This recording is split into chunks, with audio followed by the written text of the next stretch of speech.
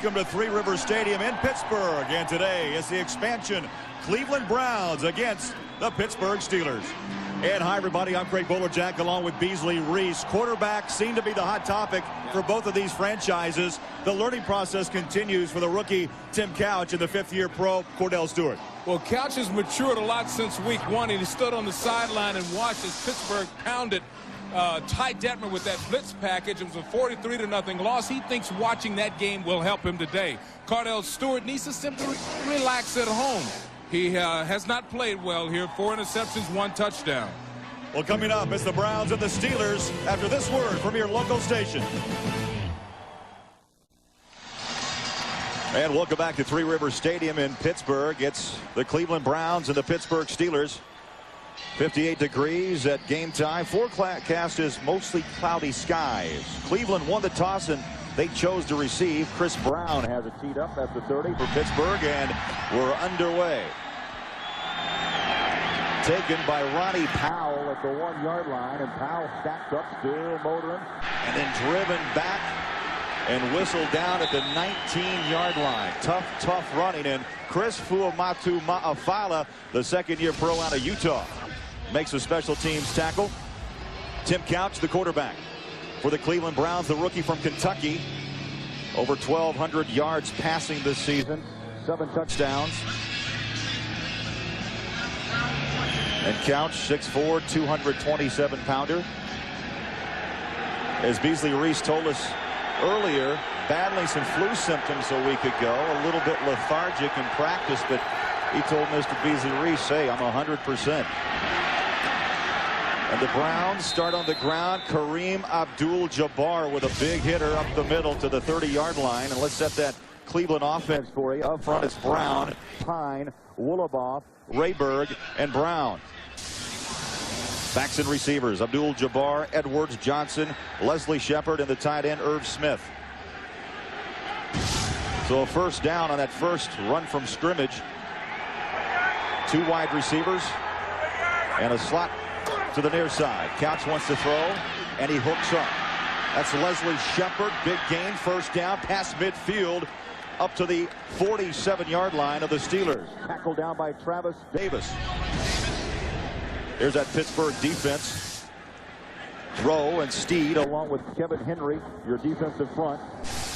Gilden, Kirkland, Holmes, and Emmons. They really run around at linebacker in your secondary. Scott, Davis, and Flowers, along with Dwayne Washington. Cleveland impressive opening here. And again, Couch 2 for 2 in the throwing department, and yet another first down, Beasley. 3 in a row for Cleveland. Well, the formation, number 1, is causing the Pittsburgh Steelers a lot of problem. They are spreading the formation across the field. 3 receivers to one side, 2 to the next. That spreads out the defense to the point that they don't get a lot of pressure on the quarterback. They're being very careful.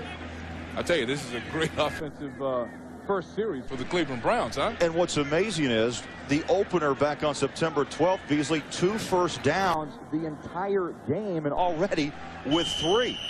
I'd say they're getting better. I'd say they've been working hard, Mr. Chris Palmer and his football team. He likes to come up with these unique formations. Last week he came up with a unique formation to start the game, and I think that 5-receiver set did the trick today. Abdul-Jabbar, the lone back. The motion man is Mark Edwards. Jabbar, the handoff. A quick hitter and a quick 3 yards up to the 35-yard line. Of course, Abdul-Jabbar, 4 years out of UCLA, and was picked up on that trade October 19th from Miami.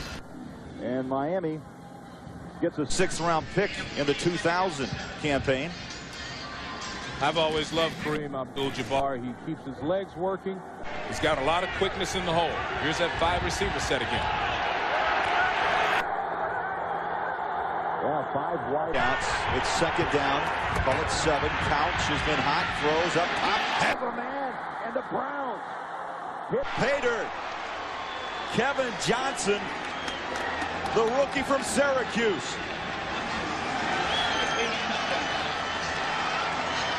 I tell you what's going to happen here. You will see the safety on this side of the field fall down. It is Lee Flowers, number 41. You don't see it in the picture, but he fell down, and that's the reason that the receiver was so wide open. I mean, that is a gift for young Kevin Johnson, the rookie out of Syracuse. That's a good throw and a great first series by the Brownies. Beasley, 35 yards right on the money from Couch. If he's had the flu, forget it. Yeah, he looks fine. And the extra point up and good by Phil Dawson. And a bit of surprise as the rookie Kevin Johnson, 35-yard touchdown, puts the Browns up 7. Welcome back, Three Rivers Stadium, Pittsburgh. Big smile on that young man's face. The rookie Kevin Johnson. Look at that, Beasley. Week 1, 40 yards. Today they go down 80. That's unbelievable. 5 plays, 80 yards on the drive. What a great way for these guys to start. Now, I asked everybody in Pittsburgh that came in the meeting, are you going to take these guys lightly because they're 1-8? No, we're going to come out fired up. And I tell you, that Pittsburgh defense looked like they were asleep on the first drive. By the way, that's Cleveland's second first-quarter touchdown of 99. The other was from Tim Couch to the young guy, Kevin Johnson, 64-yarder in Week 4 against New England. So it is a rarity that the Browns get off to a strong start. Today, they have. Phil Dawson ready to kick away. That ball is pushed off the tee, and this wind swirling up high around the stadium. Well, Bill Cowher will be a face to watch if that defense doesn't wake up the next time they get a chance to play some football for Pittsburgh. One of those animated coaches in the league, and believe me, somebody's going to get chewed out real soon. Now Dawson got some help, and the kick is away. It's short. Taken Troy Edwards at the 15. Edwards taken down at the 29-yard line. Tackled by Lenoy Jones. And there's the quarterback for the Pittsburgh Steelers in his 5th season out of Colorado, Kordell Stewart. 60% on his completion percentage. 5 touchdowns, 5 interceptions. Very important for Kordell Stewart to get off to a good start today.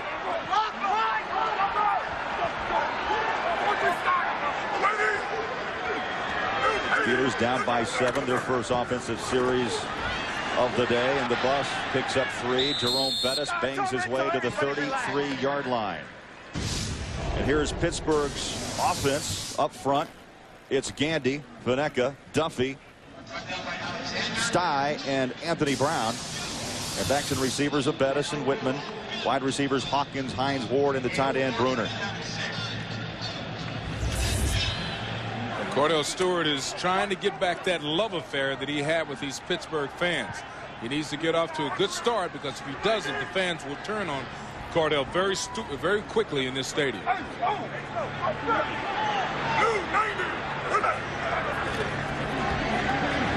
Kordell pedals back, fires a dart complete at the 45-yard line. And the catch pulled down by Courtney Hawkins. Here's the Cleveland defense. It's Theory, Collinet, Yurkovich, and Alexander. Your linebackers of Abdullah, Rainier, and Miller. McNeil, Fuller, Pope, and McCutcheon, your secondary. Kordell Stewart, no interceptions, Beasley, his last 13 quarters. First down, Pittsburgh from the 45. Boy, right on the money. Well, that was a dart this time. Hines Ward on the receiving end, and both teams here early moving the chains up and down.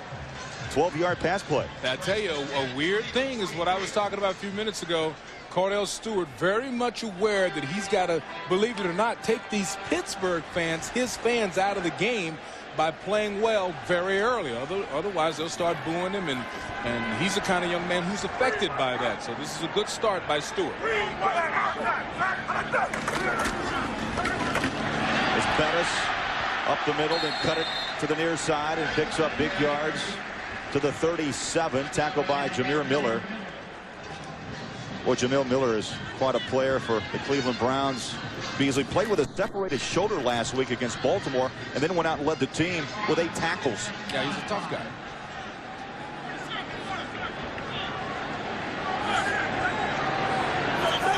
Second down and 5.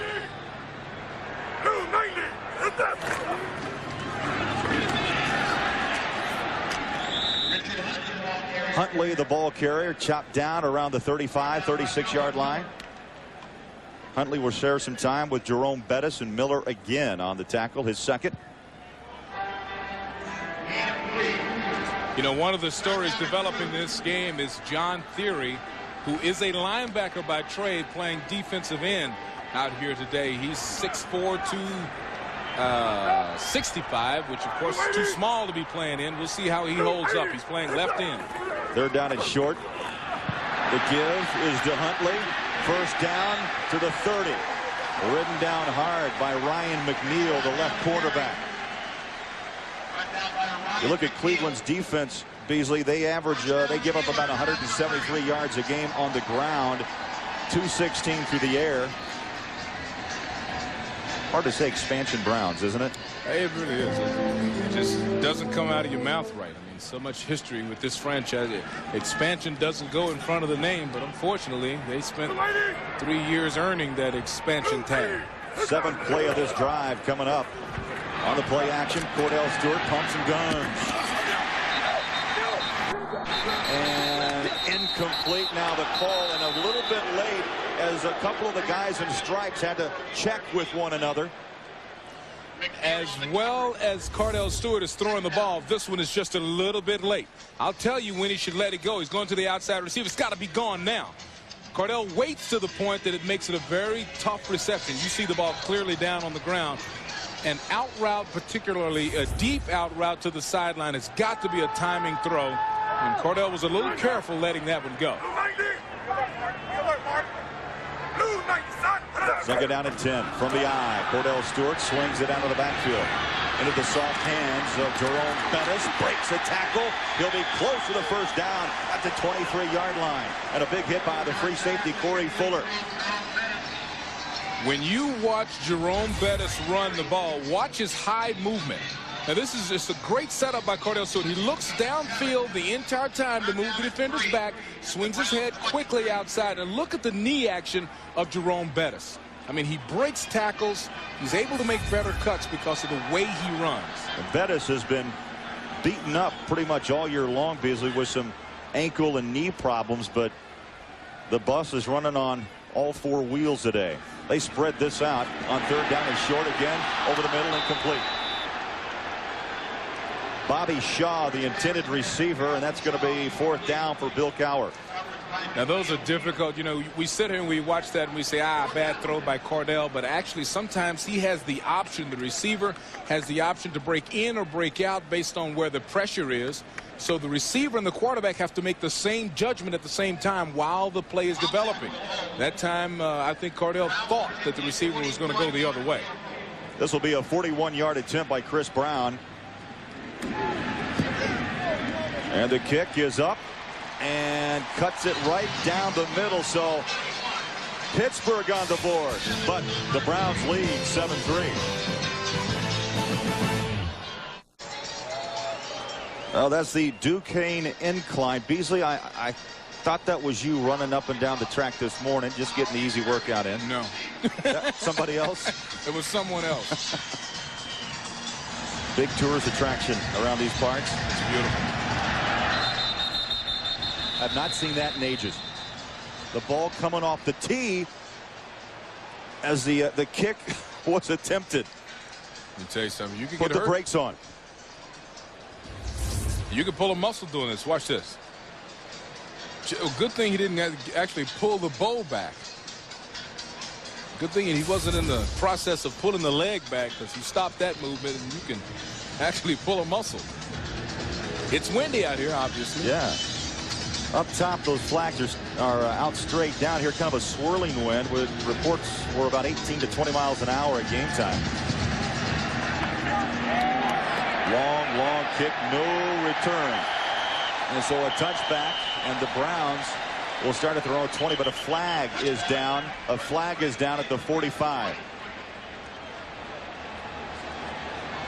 Flag on the play. That's Johnny Greer, our referee today.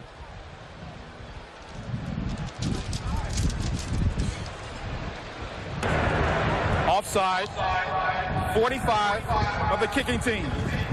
will penalize 5 yards and re-kick. They very rarely make that call. It's not a call that the league likes to make.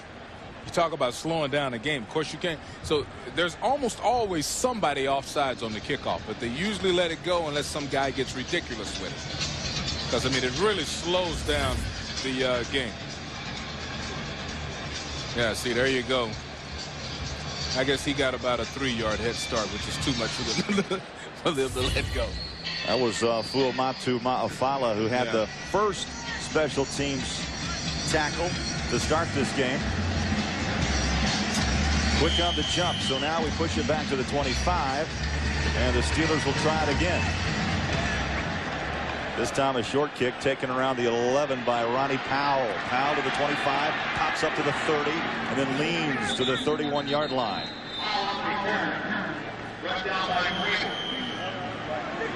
So the Browns and Couch will have good field position when we come back to Three Rivers.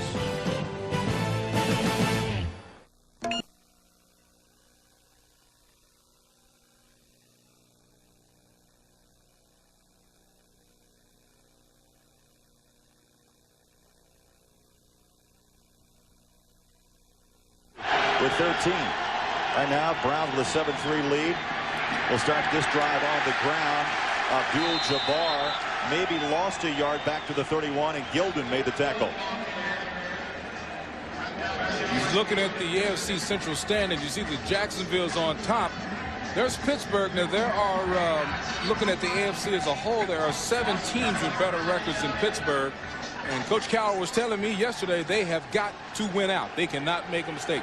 Kansas City is also at 5-3. So this team, the Steelers, in a horse race. 5 wide receivers set on 2nd down 11. Couch pumps and throws. Juggling catch incomplete. It was Irv Smith, the tight end, at the 40. Well, it's week 10 of the National Football League season, and it's time to separate the contenders and pretenders. Get a complete review of every team as they battle for playoff position. Just click on NFL at cbs.sportsline.com. This offensive line of the Cleveland Browns is doing a heck of a job.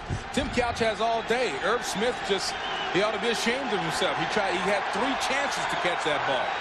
Great blocking. Now once again, Irv Smith lines up in the slot with that 4 wide receiver set. 3rd down 11. Couch again. Good protection. The backside collapses. He throws complete. Nope, incomplete. Through the hands of Shiverini, and that brings up 4th down in a punting situation. Watch Tim Couch in, and Tim Couch, this offensive line is doing a great job. That is Lomas Brown, Jim Pine, Dave Wallaber, Scott Rayburg. These guys gave him all day. Good job. Gardocki back to punt for Cleveland. Inside his own 20, Courtney Hawkins set to return for Pittsburgh. And the left footer gets it away. He was spun down, no flag, and it takes a bounce out of bounds. They'll mark it at the 38, call it the 37-yard line. A 32-yard kick by Gardocki. Timeout on the field, and we'll take a timeout. Back after this. Hey, look at that. The man with the white beard taking a day off. Can't blame him. Christmas, what, 6 weeks away? Well, he's in his busy season coming up. Just final few days off for the man. We'll see how much work the bus gets on this drive. Pittsburgh trailing 7-3 early. Jerome Bettis, 4 yards the hard way to the 41, and somebody's hats off. McCutcheon made the stop. Jerome Bettis works out with Bob Kersey in the offseason, as several players do. And Jerome was telling me that he trains him to keep the legs pumping and the high knee action. That's the reason he makes so many nice cuts. For a big man, you say this guy is so nimble in the way he moves around. Well, there's a lot of training that goes into being able to pick those big thighs up. 5'11", 250. Oh, my goodness. Goes Jerome Bettis. Those numbers are a little down for the bus. He's certainly on right at a 1,000-yard season pace. 2nd down. Kordell Stewart, 7-yard drop, chased, and then throws downfield, complete. First down along the far side, and the tight end Bruner really helped out Kordell Stewart. He saw he was in trouble and continued his route, Beasley, and a first down Pittsburgh. This is a great job, and I think the Browns had the right idea when they put John Theory in at defensive end. See, 53, they thought his speed and athletic ability would help contain Kordell Stewart, but he still outruns the linebacker, who's now playing defensive end, to make a nice completion. 12-yard pickup for Bruner and a first down for Pittsburgh. Bettis gets the call, breaks the tackle, and gets back to the line of scrimmage. Yurkovich, the right tackle, a 9-year pro out of Eastern Illinois, made the stop. Yakking with Yurko, that's one of the most talkative guys in the National Football League. His mouth runs a mile a minute. And I asked him, what makes you great? You got short arms, a short little body. And he said, he really built him up. Yeah. He said, you can trust me. When I'm in there, I'm going to be plugging away and trying to make the play. Trust. Stewart changing things up at the line. Quick step and a throw to the near side, complete to 86. That's Hines Ward. McCutcheon, the right corner on coverage. Hines Ward had a 13-yard touchdown from Kordell last week against San Francisco. You have to talk about last week, too, with this franchise. It was, granted, it's not the Steve Young 49ers of old, but yet still a big 27-6 win. That was a big win. It was a big day for Kordell Stewart, too. Kevin Gilbride, the offensive coordinator of the Pittsburgh Steelers, turned Kordell loose. Called the plays and let Kordell go downfield more, and he responded as he is responding today.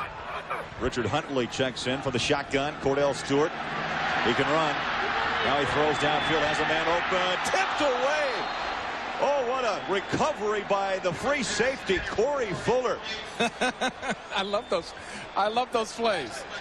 I love it when the defensive backs make the play at the nick of time. This is like the cavalry coming in, because Kordell moved around enough to break his receiver wide open, and Corey with a super play. I mean, look at that. Just, I mean, at the last second. See, that's what makes it tough when you have a scrambling quarterback. Just, you lose people, and they lost the receiver. Josh Miller now in to punt. His own 45-yard line. Kevin Johnson back to receiver. The pooch kick up high, and the fair catch is covered up by Kevin Johnson at the 12-yard line. 29-yard kick. And we'll take a break. It's Cleveland on top of Pittsburgh. 7-3. 3:29 remaining, opening quarter here in Pittsburgh. The Steelers' offensive front line having a chat along the sideline as the Browns will start their third series of this game at their own 12-yard line. Couch down. Couch looked near, went back to the far side, and was caught by Flowers. Well, Lee Flowers gave up the touchdown when he fell down. Here he makes a little up, coming on a safety blitz from the right side and nailing the quarterback. This is just a super call by the defensive coaches of Pittsburgh. Boy, Flowers, he's a vocal player indeed, and it's loud in the house. Not much for Jabbar. Now, you know, last week the Cleveland Browns really laid an egg in the contest against Baltimore. Here's the Baltimore Sun. Ravens give him a whipping, and there's the Cleveland Plain Dealer. Downright embarrassing. The Cleveland Browns are representing their city a lot better today here. There's Norman Policy and Dwight Clark right over here. Man, I played against for many years. Great receiver, building that Cleveland Browns organization. 4 wide receivers. Couch in trouble, skips out of the tackle. He's on the run at the 10. Flags are down, or a beanbag that is, at the 14-yard line. Townsend, the left corner, made the pursuit. That was no beanbag. That was a yellow flag hitting the turf. Tim Couch is indicating that it's a call that should help his squad, as they normally do. Again, Johnny Greer, our referee. There is no infraction on the play. The quarterback was out of the pocket. 4th down. So that brings up a 4th down and punting situation for the Browns. Gardaki's first punt traveled 32 yards, and he'll need a good kick here, or the Steelers will have Beasley excellent field position on this next possession. They should get good field position, and this should be a return, meaning that instead of trying to block it, they should try to hold up the lineman, which they are doing. Gardaki, the left footer. Hawkins drops it at the 49. Courtney Hawkins weaving his way, now makes the big turn at the 40. And then ridden out of bounds at the 37-yard line. Mark Edwards made the stop. 35-yard kick, but a 14-yard return. Beautiful open field run. In charge was smuggling the insider trading. Not good. Not good. Kordell Stewart. They start this drive at the 37. Through to the flat. Picked off. It's Marquez. Pull. And now some boos erupting. And you talked about Bill Cowher told you yesterday you have to put Kordell Stewart in a positive situation to help his confidence. Yeah, you have to do it, and you have to do it early. Now, this is either a horrible throw by Kordell Stewart or a route that was turned the wrong way, because Kordell turns and throws that with tremendous confidence. So either the receiver should have gone out and went in. Let's see how he reacts. See, I think it was just a horrible throw by Kordell, and if it was, that's about as bad as it gets. I mean, there was no receiver anywhere in the vicinity of where Stewart threw that ball. Beasley takes away great field position for the Steelers, and now the Browns come back with a hard run by Abdul-Jabbar up to the 41-yard line. That was the 2nd pick of the year by Pope, and the 6th interception thrown by Kordell Stewart. I spent a lot of time with Kordell yesterday, and he said the #1 thing is the turnovers. He had an interception against Buffalo. It was a 3-point loss to Buffalo, a big loss, obviously. He said the turnovers, that's what I've got to stop doing, and he's still troubled with that problem today. Couch on the rollout. Should have been caught. In and out of the hands of Irv Smith, the tight end. He's had a couple of balls come his way, and he has not been able to hold on. And by the way, you go back, Kordell Stewart, now he has played well of late. That was his first interception thrown in the past 13 quarters. Yeah, that's good. That is good. There's Kevin Gilbride, the offensive coordinator, talking to Kordell. Let him know what he did wrong. Probably patting him on the back, because with Kordell is a field confidence player. You have to keep him with a bright outlook during the course of the game. Couch on 3rd down, throws to the far side, taken down by Kevin Johnson, and the Browns are still working with a 1st down. Dwayne Washington chased him out around the 48. Now, I've got a viewing tip for you. Watch this young man right there, Kevin Johnson. Coach Chris Palmer was nice enough to tell me yesterday that they're going to find different ways to put him in unique positions to get him the ball. They think he's a superstar in the making. You may see him come out of the backfield. You may see him playing a tight end or an H-back type position, but they'll move him around the field. Well, they're moving around Mark Edwards, the fullback. He's the nearest wide receiver to the near side. Couch on 1st down, throws, dumps, and incomplete. A nice recovery. Lee Flowers reached over the back of Shepard to knock it down. Lee Flowers turning it on now. Bill Cowher, I asked the coach, who should I point out on defense as someone playing well? He said Lee Flowers is playing very well. Then I go watch Lee fall down and give up a touchdown. But we see him come back with the nice sack of Couch. We see him come back with a nice play there. Lee Flowers having a nice season.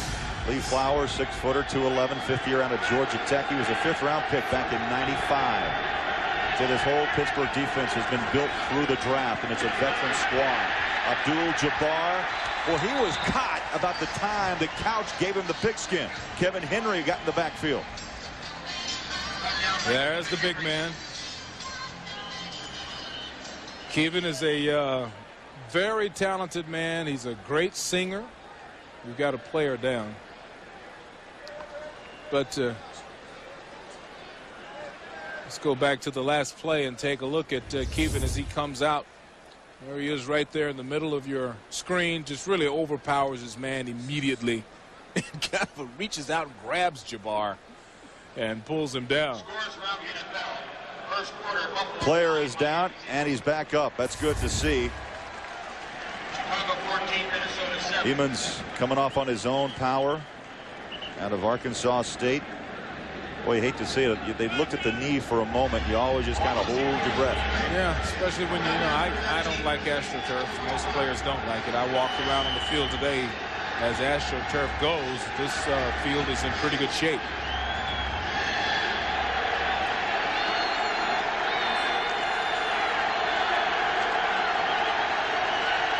Third down for Cleveland. 4 wide receivers, and now the officials step in.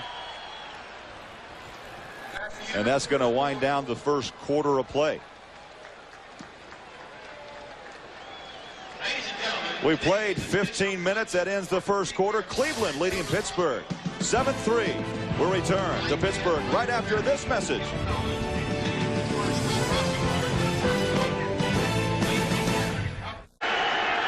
Not a bad day to get a ride in. That's Mr. Theory keeping the hamstrings loose.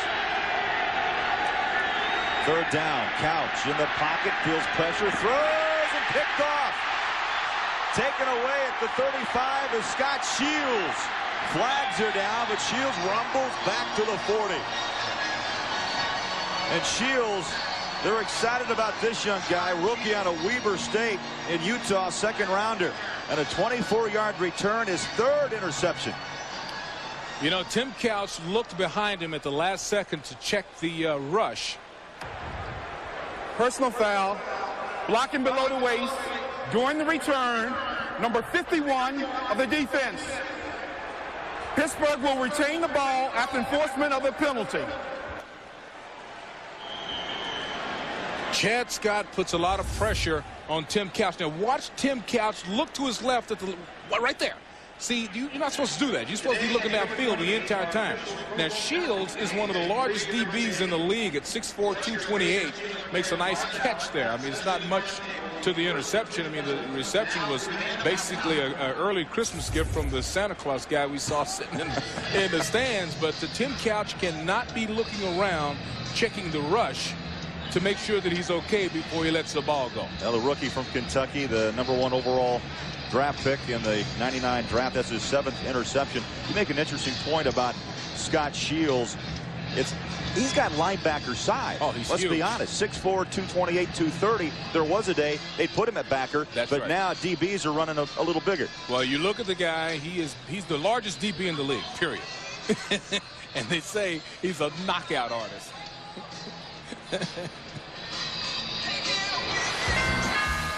Well, Monday on CBS, when a hot waitress hits on the King of Queens, get ready for the ego trip of a lifetime. Yep, Kevin James stars in an all-new King of Queens. That's Monday here on CBS.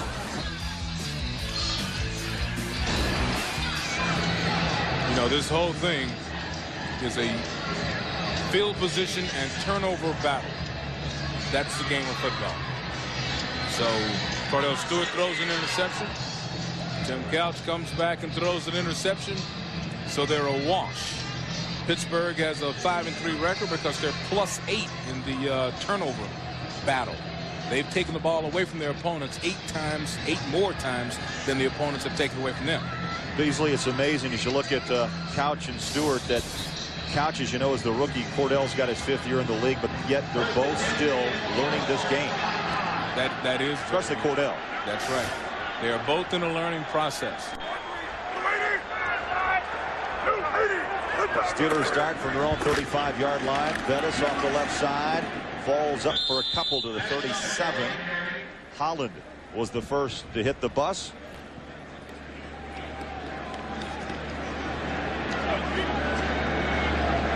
Well, coming up on the NASDAQ halftime report, join Jim, Craig, Randy, and Jerry as they get you caught up on all the scores and highlights, plus a report from the Franklin-Templeton Shark Shootout. That's all coming up on the NASDAQ halftime report.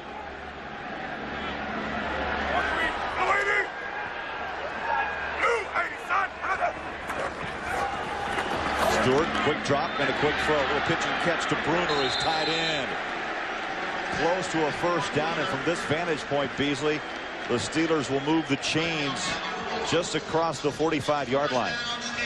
That's a nice, safe throw, and really the kind of throw I think you should start out with, Kordell. Also, these teams self-scout their own progress, and I'm sure that they realized that they went away from Jerome Bettis and started really throwing some balls downfield, leading to that interception.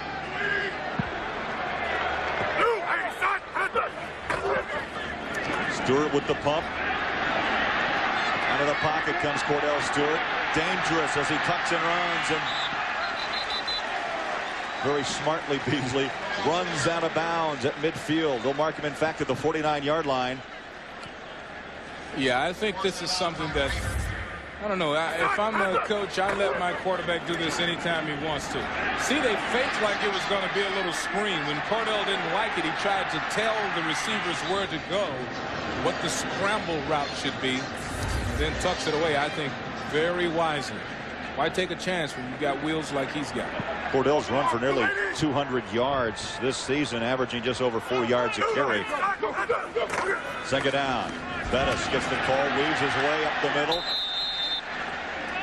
to the 44-yard line. It was Marquise Smith, the strong safety, who came up to make the stop. Bettis looks, Beasley, very quick, running off his toes more today. He does. He looks great. He's had ankle, knee, he's had all kind of problems this season. So he got off to a slow start, but his off-season training regimen is starting to pay off. In the 5 wins, he's carried the ball a load, 101 carries, nearly 400 yards, 75 yards a game.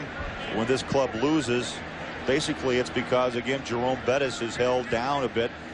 They usually cut his average in half in those 3 losses that Pittsburgh has suffered. He is the key. When I talked to Chris Palmer about the keys to the game, the #1 thing he said, you know, the most dangerous man he identified is Jerome Bettis. He said, you can't let this guy romp up and down the field. Third down and short from just inside the 44. Bettis breaks through, first down and more. Well, let's go back to New York for an update on the Colts and Giants, and here's Jim Nantz. All right, here you go, Craig. It's all about Peyton Manning and Marvin Harrison. What a duo. They do it again, 10th time this year. Harrison in the end zone, and the Colts are up 7-zip. Let's go back to Craig and Beasley. All right, thanks a lot. What a year Peyton Manning is having. Has he come a long way in a very short time? Yeah, imagine him 2 years from now. It's going to be ridiculous. Steelers and Browns nearly even in total yards here in the first quarter. First down, Pittsburgh at the 40. Stewart again pumps, directs traffic on the run, tucks, and again smartly takes a step out of bounds at the 34-yard line. See, this is a gift that Kordell Stewart has. He wanted the curl at the top of the screen.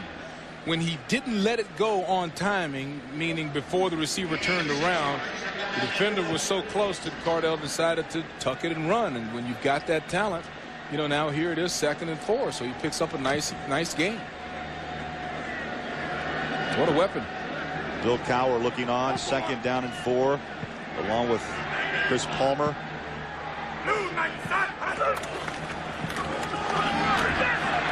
Bettis, near side, turned. Oh, he dished the hit. I tell you, that's a big man with a big blow on Corey Fuller. This is a nightmare. This is not fair. I mean, you got to hear this flick with Corey Fuller at the end of this play. Just listen to this.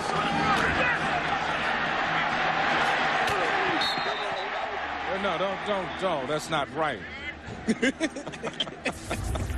It's not right. When a guy's smarter than you, you should have to slow down a little. You know what? Fuller stands pretty stout at 217. Here we got a late hit call.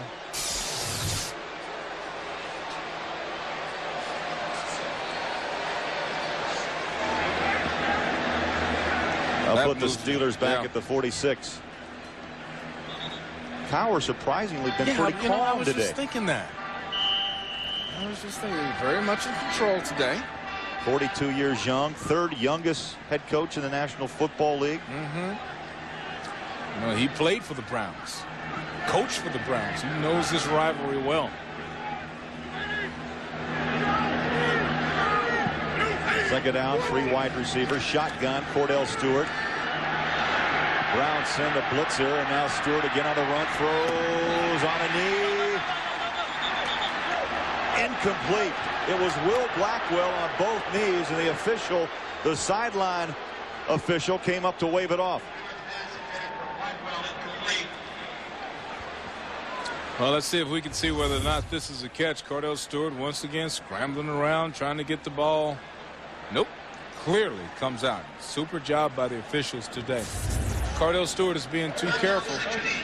He had his tight end right down the middle of the field, but for some reason, well, we know why. When you throw one interception, you get a little gun shy. Mark Bruner was wide open down the middle, and I know Kordell saw him. I saw him look at him. He decided not to throw it and kind of scrambled around looking for a safer throw. Third down and 16, and now a timeout. A whistle by Pittsburgh, and Kordell will make his way to the sideline. We'll take a break. 7-3 Browns. Bill Cowher knows this rivalry really better than anyone. He played for the Browns. He coached for the Browns. In fact, 1985 football team, he was the special teams coach. And I asked him about the rivalry. He said these two cities mirror one another. They're both a couple of blue-collar towns, Cleveland and Pittsburgh, and that's why the rivalry has always been so intense. It's like a couple of blue-collar guys, you know, arguing over something over a couple of beers. That's why they fight so hard when they play football. What, 2 hours by car? Not far. That's right. Oh, underthrown and a wide open Will Blackwell. And again, well, they don't waste time jumping on Kordell Stewart. Well, you just can't let this happen. I mean, these opportunities come very few times in a football game. Look at that. That, folks, that's wide open. You talk about open. That's wide open, and you have to hit that. Josh Miller in to punt at his own 39-yard line. Kevin Johnson, as you said, that superstar to be, at least what the Browns hope, back at his own 10-yard line. Boy, good high hanger. Johnson lets it go, takes a bounce, batted back, and then downed in the end zone. Good hustle by Pittsburgh, but yet the Browns will start this drive on their own 20-yard line. 7-3 Cleveland. We'll be back.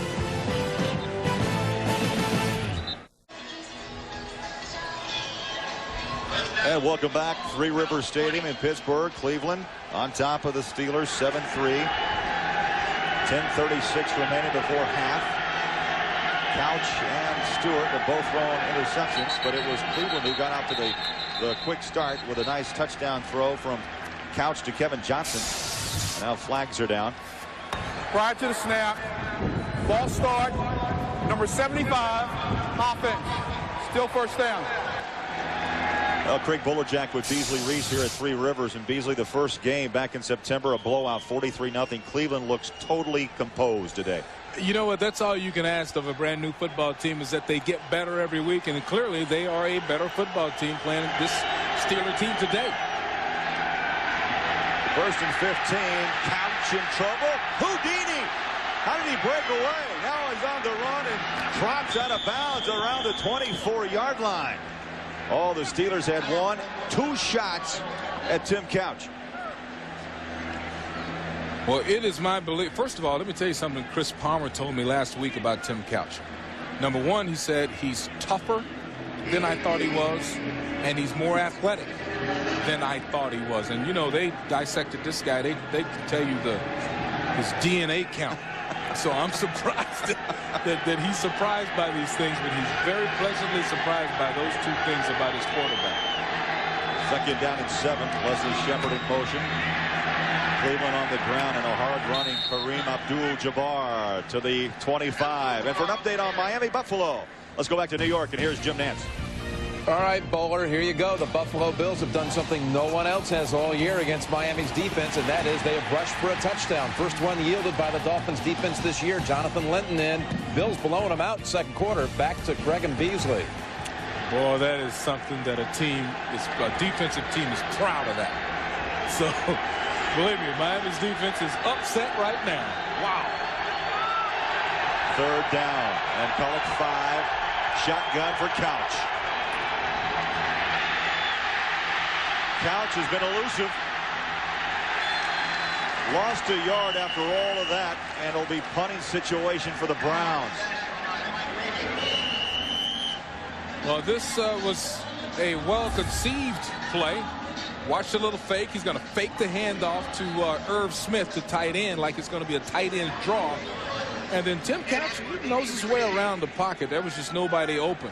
Now, you saw the tight end there. They only had a couple of receivers out in the pattern. And it's pretty easy to cover a couple of receivers. This will be Gardaki's third punt. He's averaging 34.5 yards. Troy Edwards takes a wicked bounce, picks it up at the 29, and then he's taken down at the 32-yard line. And we'll step aside. Still 7-3 Cleveland. Back to Pittsburgh. Kordell Stewart back in the huddle. And you have to wonder, Beasley, again, crowd just kind of awaiting to see what he'll do next. Yeah, he's got to get the crowd either out of this game or in this game in a positive way. Bettis the handoff. Maybe a yard. Well, here's the game everyone's talking about this week, and you can see it right here on CBS. Next Saturday is Florida State and Florida doing battle in the swamp. Bobby Bowden and his Seminoles look to remain undefeated and avenge the 1997 loss that cost them a shot at the national championship. Steve Spurrier's Gators need a win over their arch rivals and the #1 team of the nation if they hope to win their second national title in their last 4 years. Mark it down. Florida State, Florida next Saturday right here on CBS. Second down 10. Kordell Stewart threads the needle 9 yards up to the 42. Oh, McCutcheon on coverage, but a nice throw. Wow. That was beautiful. Incomplete. Well, Tennessee was a loser yesterday. Well, my machine here is going mad. Tennessee lost. Kansas State lost yesterday. Mississippi State lost yesterday. Florida State's going to be huge. It's always my game of the year. I think it's always the greatest collection of athletes in college football, whether they're the best teams or not. Just athletes on the field. Third down and 10 after the incompletion. Stewart feeling pressure, and it's going to be 4th down. Boy, Cleveland's defense looks to be reborn as Jameer Miller just came blitzing in. Well, there's a couple of things happening here. First of all, you see Jameer Miller with just a beautiful rush. I mean, Kordell Stewart has no chance. Now, this offensive line is missing DeMonte Dawson, the best center in all of football, so they've had to move people around, but that's no excuse. That's just a one-on-one defeat by a nice rush. Nice rush by the linebacker Miller. Josh Miller back at his own 11 to punt. This will be his third kick, as long as 46. Kevin Johnson ready to receive. Good high booming kick. Johnson over the shoulder at the 21. And Johnson does a trot at the 25. I'm going to save the legs for next time. Discretion, valor. Couch and company will have it when we come back.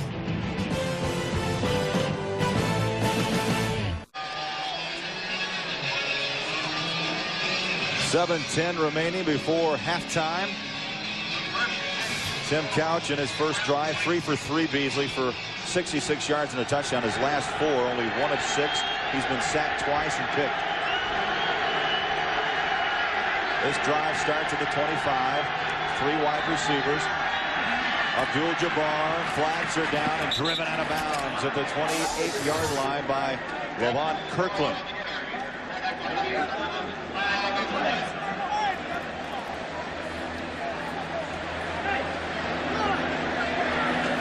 Holding.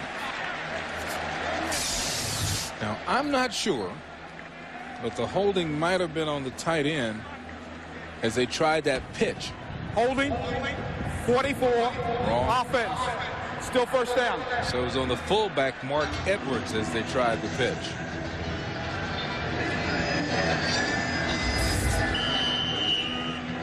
see if we can pick up. Here we go right there. There's a little holding as he tries to turn him around. And boy, that's a good way to turn the corners is when you cheat. First and 18. Couch with the play action, steps up, throws into the backfield. Caught. Ooh, to the sideline, and boy, the pads are popping. Mark Edwards thrown out of bounds. Earl Holmes got a nice hit on him. Boy, this is unbelievable. I mean, those hits at the end of that play were violent. Harrison looking couch today. First drive, you see the beautiful numbers, and the rest of his game has been a little shaky. But because of defensive pressure from the Steelers, they turned it up a little bit. Second down, counts the quick throw to the far side. Caught. Driving for the first down, Kevin Johnson. It will be close. Chad Scott made the hit. And an injured Steeler is down. That is Chad Scott, number 30. Kevin Johnson, just a little stop pattern, comes down, throws a real nice move at the point. Let's see if we can see anything happen. Well, it looks like his leg was bent down. Wow. When the weight of his teammates came across the top of Chad, right there. Oh, his leg bent down. Hopefully he's okay. Wow. Yeah. Close those eyes. We'll give an update on Chad Scott. Hopefully he'll be fine, and we'll be back. Trainers from Pittsburgh still attending to Chad Scott.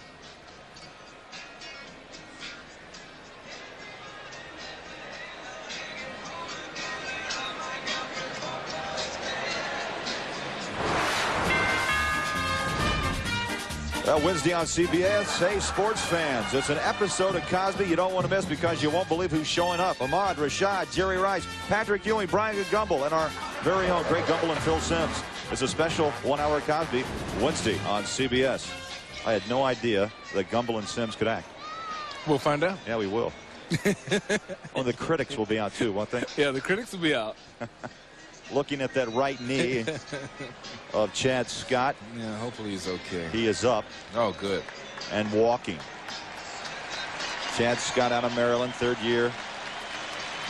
Well, I'd say after looking at the replay, I am amazed that he is walking on his own power. Yeah, they didn't have to bring a cart out. Yeah, he's lucky. You know, he must have been in the natural bend of the knee enough where he got away with it. Well, Buffalo's second-year linebacker Sam Coward is carrying on the Bills' linebacking tradition. See the key to his Pro Bowl-type year only on NFL.com. Check that out. Deshae Townsend has replaced Chad Scott at the left corner. Townsend wears number 26, second-year pro out of Alabama. Third down and short for Couch and the Cleveland Browns.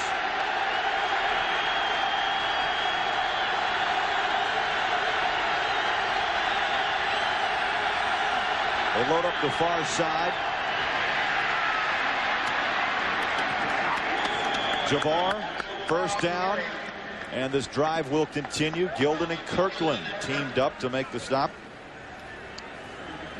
Jabbar is one of those runners that is so, you see such high effort in his running that you wonder how his knees and ankles can take those cuts and movements. And it's not a complete balanced, you know, aggressive cuts like we saw with Barry Sanders. You could understand Barry. You saw him leaning into his angles, but Jabbar just hustles and works hard. Well, 9 carries today for 27 yards.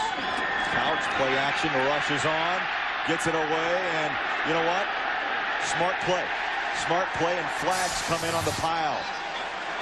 Lee Flowers bringing the pressure, but a flag back around the 26. Well, if there was ever a definition of intentional grounding, and Tim Couch clearly threw that to avoid being sacked. There were 3 Steelers. Intentional grounding. Number 2. You know, it's a wonder Tim Couch doesn't have a nervous breakdown. I mean, every Sunday there's problems. Look at this. See, this is the Steelers are running into each other trying to sack the guy. Clearly thrown away to avoid a sack. You see his reaction here. He said, he's pleading. Come on, Tim. Tim didn't read his rule book. So tough in the National Football League. You want to throw it away. Yeah. Heads up in one way, but yet you got to have a receiver in that vicinity. Jabbar hopping through the top of the Steelers' front. Boy, powerful run to the 34, and Flowers again coming up from the strong safety spot makes the stop. Flowers very active today, along with Travis Davis. Yeah, I see what Coach Cowher was talking about. Lee Flowers. You know, you just have to force the announcers to call your name. If we hear his name enough, we know he's active. He's involved. And Beasley, he was very vocal about this rivalry between these two cities. Yeah, yes, he was. 4 wide receivers set on 3rd down and 17. Couch, good patience in the pocket, throws near side, and right on the button is Chiaverini to midfield. Going to be about a yard shy as Deshae Townsend made the tackle, and now another Steeler is down.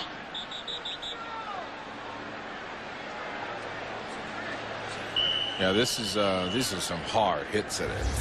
But you know that when you get to Cleveland Browns or the Pittsburgh Steelers, I don't care expansion, nothing. It's going to be hard. It's going to be guys flying around hitting. Can you believe they almost made this first down? I mean, that is the essence of the prevent defense. You bend enough, allow them to catch the ball, but just don't break. Don't let them make the first. Beasley, amazing. The Steelers are running out of left corners. Chad Scott's out. Deshae Townsend, who just replaced him 3 plays earlier, is shaken up and taken out. Well, they will go in the locker room. Gardocki. Sorry, Beasley will kick from the 35. Hawkins inside his own 15. Gardocki averaging 39 yards a kick and a fair catch. And Hawkins at the 16. Well, the last time the Browns and Steelers clashed was opening night in September when the Browns debuted. Unfortunately for the Browns, the Steelers stole the show. Oh, did they? They sacked Cleveland 3 times, recovered 4 turnovers, and held the Browns to just 40 total yards, Beasley. Steelers walk away 43-0. Ouch. Now look at week 1. 0 with the score. Only 2 first downs, 9 rushing yards. I'd say the Browns are improving. Kordell Stewart. Oh, slant. Incomplete. Right off the hands of number 86, Hines Ward.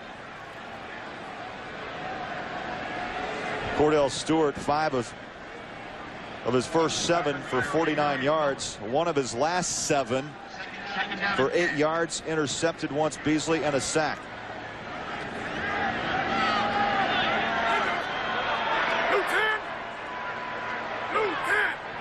Second down, 10.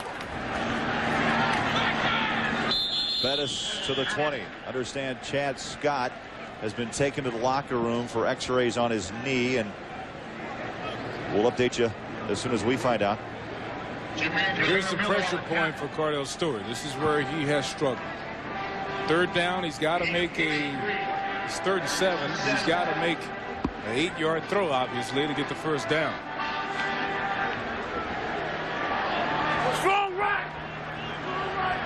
And not really in the best field position either, just around the 19-yard line. 4 wide receivers set. Blackwell, the motion man. Stewart in the pocket. Good protection and throws. He hooks up. It's Hawkins. Reaches out. And McCutcheon made the tackle. And a first down. He needed 7. He got 8. Well, that's what he had to do. And Hawkins almost messed up. You know, he started to throw a couple of moves and moved back a couple of yards. Then he said, wait a minute, I'm about to lose the first down here, and went back for the line. Did a good job. 1st and 10 at the 30-yard line. Bettis the lone back. Double tight end set. Quick throw. Again, little pitch and catch. Hawkins makes the reception and leans out for a 9-yard gain. Ryan McNeil, the left corner, made the tackle.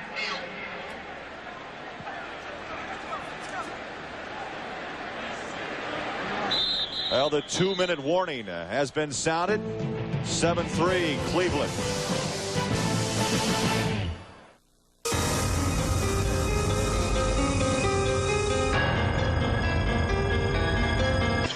Well, coming up is the NASDAQ halftime report. Make sure you stick around for Jim, Craig, Randy, and the coach, Jerry Glanville. Scores and highlights around the National Football League and the Franklin Templeton Shark Shootout report. That's coming up at halftime on the NASDAQ halftime report. See what Coach Glanville has to say about the proceedings in the first half around the National Football League. He's always got a unique opinion. Always has something to say. Indeed. Second down and a yard from the shotgun. Kordell Stewart. Into the backfield, caught and pulled down by Huntley. You know, he's used quite often in that particular situation. That's his 18th catch out of the backfield this season. Well, you know, he's one of the guys you don't account for. You expect him to step up and block. He slips out into a flat. It's an easy throw, a short throw. I'll tell you, the people in the flats down in Cleveland are partying right now. This rivalry is still alive, folks. First down, Pittsburgh from the 45. Stewart in the pocket. Breaks down, flags fly. And Kordell Stewart taken down with a storm of white jerseys around the 44-yard line. But you get the feeling that flag thrown in that pile, your first thought is a hold. Especially when the, you know, offensive linemen don't like it when the guy runs around. You know, they don't know where he is, so you think you've got a good angle on your guy, and the quarterback runs off someplace, and all of a sudden your angle is not the advantage angle. You saw Chris Palmer saying, take it back. Push it back. Tripping. 72. Offense. Still first down. A trip is a desperation move. that means I just lost my guy. He's going to kill my quarterback. Top of your screen. I tell you what, I think that was an inadvertent trip. It was an accidental trip. A clip. Pushes it back to the 35, first and 20. Stewart, good protection, throws and connects. But number 81, that's Troy Edwards. And Edwards, the rookie out of Louisiana Tech, taken number 1 in the '99 draft. Edwards, what a career. Number 3 all-time, Beasley, in the NCAA with 4,352 yards at Louisiana Tech. And you know he's good because he won the Biletnikoff Award a year ago. Nearly 2,000 yards and 140 receptions his senior season.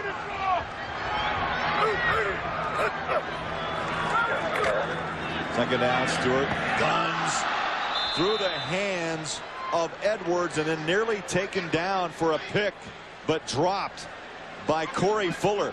Well, let me tell you something. There was something wrong here because I don't think Edwards expected that ball to be coming his way. Edwards is jogging the entire time. Right now, Edwards is jogging. At the very last second, he throws his hands up. So, you know, Fuller never even sees the ball. The ball goes through Edwards' hands.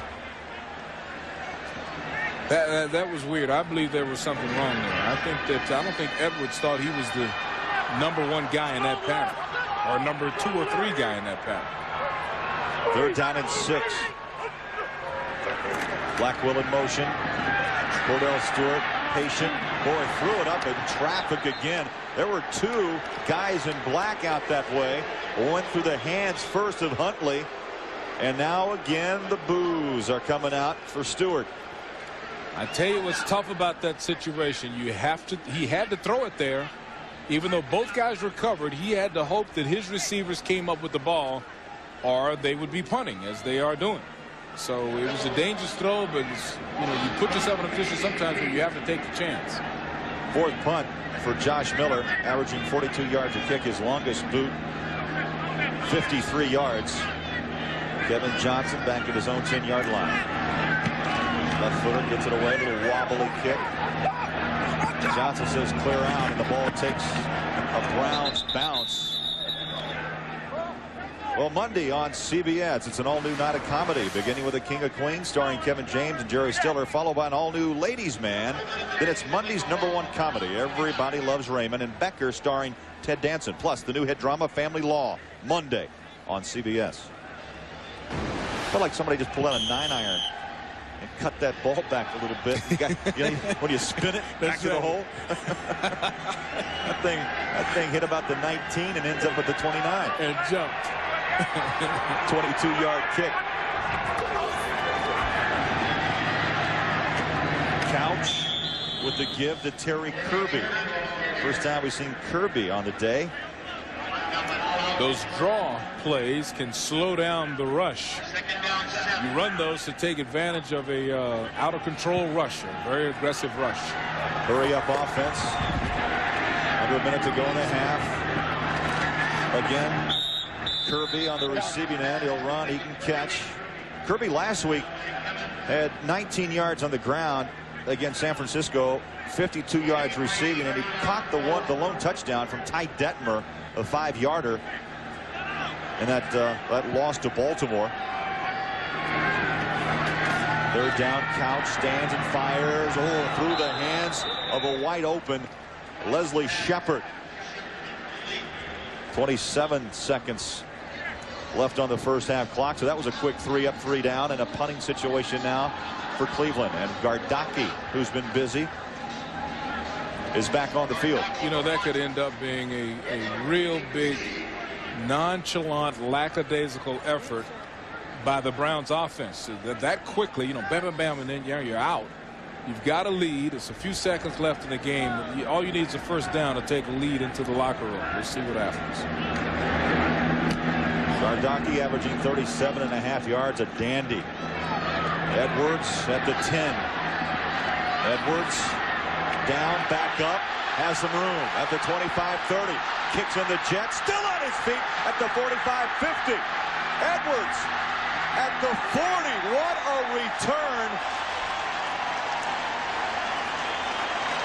of 48 yards. It was a beautiful punt, 59 Beasley, and a 48-yard return. This is an unbelievable return. There are so many places where I think he's dead, and then I think he's going to run a touchdown. That's just a beautiful move. Most guys find the back door. They started going one way and break it back the other. This move I thought was going to result in a touchdown. I thought that was going to be a tackle. Here I thought he should have slowed down and waited on his blocking a little bit more. Just a beautiful run by Edwards, the rookie.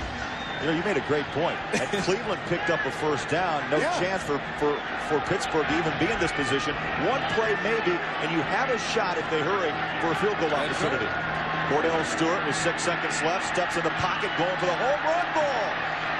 It's up for grabs, tipped incomplete. Oh, what an ending to the first half. Interesting. Interesting. I mean, they had no time to do anything else. Fans are booing just a little bit. Kordell Stewart here, you would think, okay, maybe a quick, maybe a 15-yard out route, but really no time. You see it's already down. Now, I thought the Pittsburgh receiver, somebody's got to get to the back of the end zone. That's a touchdown. The opportunity is right there. Well, that ends the first half with a score Cleveland, Pittsburgh 3. Coming up on the NASDAQ Halftime Report, join Jim, Craig, Randy, and Jerry for all the scores and highlights after this message and a word from your local station.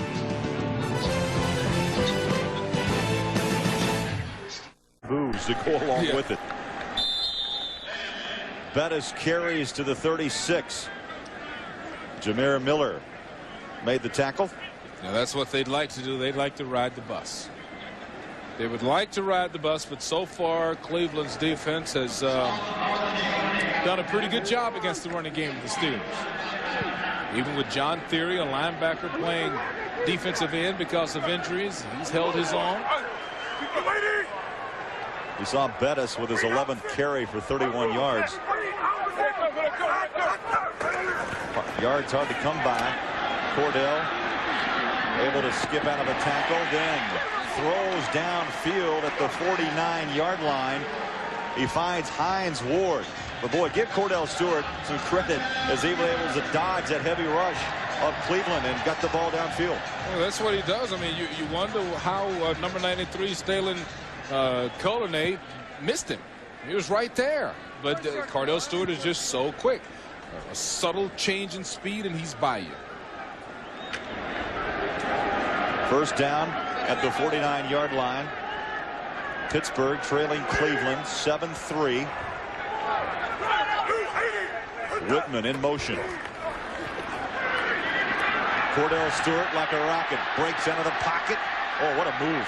Then tripped up and taken down at the 42. Wally Rayner did not buy the great fake by Kordell Stewart.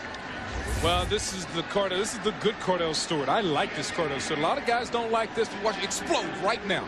When you've got this type of mobility, there's so many things that you can do to give the defense a headache. When I was a defensive player, the one thing I hated was a running quarterback. Second down. The bus. He hit the hole hard and ran into a couple of white jerseys. Got tossed back. Rayner again in on the tackle. He's the top stopper for Cleveland, playing that middle linebacker spot. Beasley averaging just over 12.5 stops a game. Yeah, this is a tough guy. He's got a bright future. He's got one of those new braces on. You see the shell around his neck. He'll hit. He will hit. They're going to bring the flags or the sticks out and pull the chains. You know, if you change the way you think, they got the first down, I believe. Yep. By just about a half a football. Yeah, if you change the way you think about the quarterback position, it is easier for Kordell Stewart to rush for 5 to 7 yards than it is to unleash a running back for that same distance.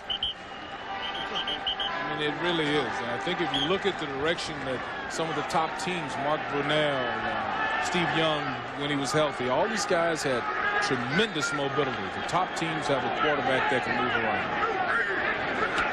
Bettis in motion.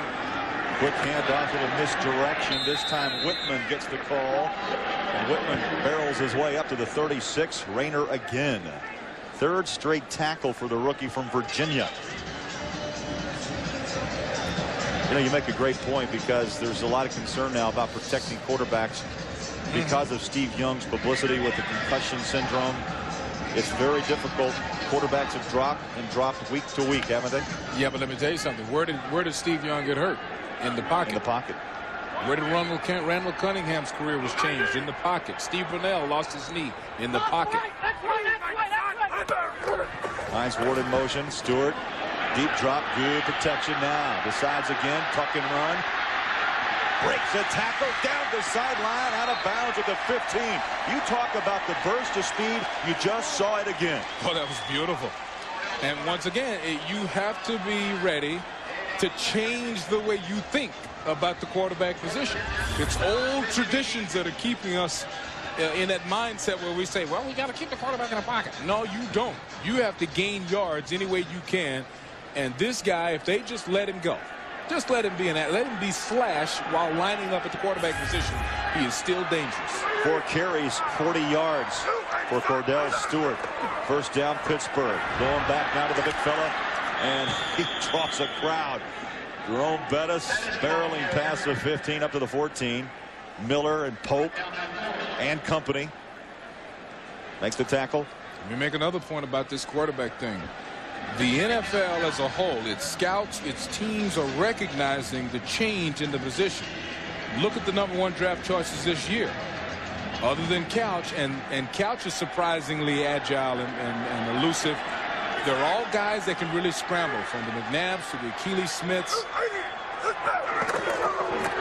8th play of this drive. Stewart from behind. Throws incomplete. Raheem Abdullah making some quick. He made up a lot of ground in a hurry, the rookie from Clemson. Hey, you know what? You let him take you to the carnival. He can win you a doll. Watch this throw. All you have to do is hit the pylon to win a doll.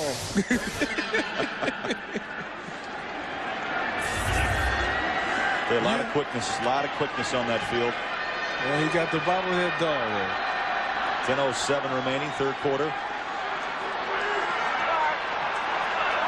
Nearly 5 minutes off the third quarter clock. This drive has consumed. Stewart throws, fires, nearly intercepted at the 5-yard line. Marquez Pope. It was sitting right on his numbers. See, I want to know why. Why would you throw that ball into about 6 guys? I mean, this is a ball you're in field goal range. Either run it like you've been doing, throw it out of bounds and hit the back of the stadium. Just throw it out, hit a cameraman. Why would you throw that into a crowd of 3 or 4 people? Chris Brown in to try a 32-yard field goal. He hit a 41-yarder in the first quarter, and the kick is up. Oh. And he draws Pittsburgh to within 1. But the Browns still lead 7-6. We'll be back.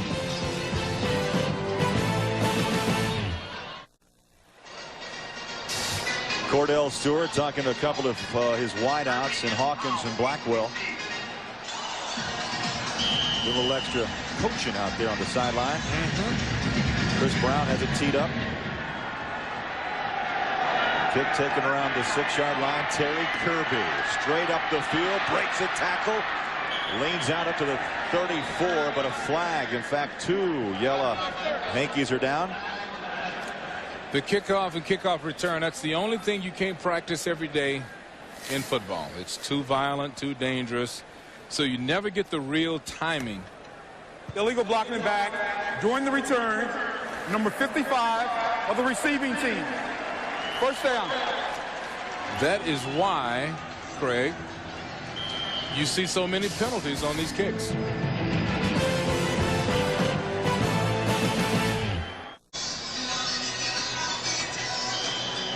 Welcome back to Pittsburgh, Three River Stadium. And the Cleveland Browns leading Pittsburgh 7-6. They got the touchdown early, Beasley, have been very quiet since. First drive of the second half, Couch, Abdul-Jabbar following his blockers and then stumbles and falls and maybe lost a yard back to the 14-yard line. NFL next Sunday. It's regional action, 1 o'clock Eastern. Pittsburgh at Tennessee. Colts and Eagles, Buffalo, New York, the late game. You may see around the country. Check your local listings, and it all begins with the Southwest Airlines NFL Today. That's next Sunday at high noon with Jim Nantz and the guys.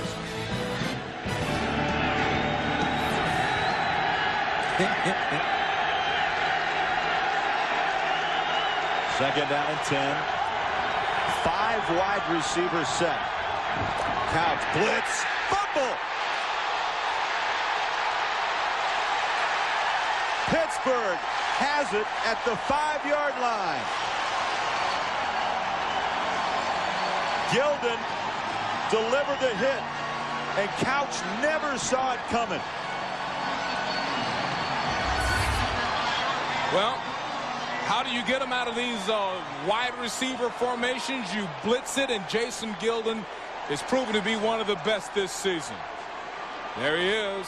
He does a robot. Orpheus Roy able to cover up. Boy, that was a dead cold knockout shot, too. Poor Tim Couch. First and goal at the 8-yard line. Stewart to Bettis. And Jerome spins down to the 5. Marquis Smith made the hit. Jerome Bettis runs downhill. He's a big man, and he falls forward. There's a lot of weight and momentum. It's not pretty. You don't want to be involved when he starts falling like that. Beasley said Bettis just a little less than 100 yards away from 8,000 in his fine career. Stewart throws. Rainbow up top. Caught. Out of bounds. Incomplete. Hines Ward.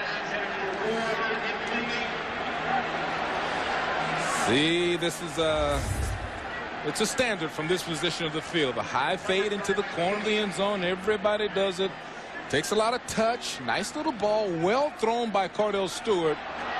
And well defense. This is fantastic defense. It's a great throw. The receiver actually catches this ball, but the corner stays with it and pushes it out of his hands at the very last second.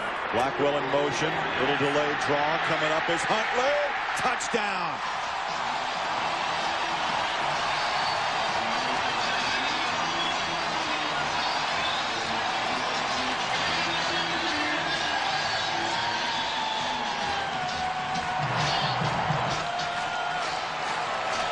Well, it took a while, but the Steelers finally find the end zone after a couple of field goals. And they lead 12-7 with the extra point to come. That was just a nice call because I think people expected the quarterback draw from Kordell Stewart. So you go into that position, everybody's looking to see what Kordell's going to do, and then suddenly he hands it off, and it's a nice, easy touchdown.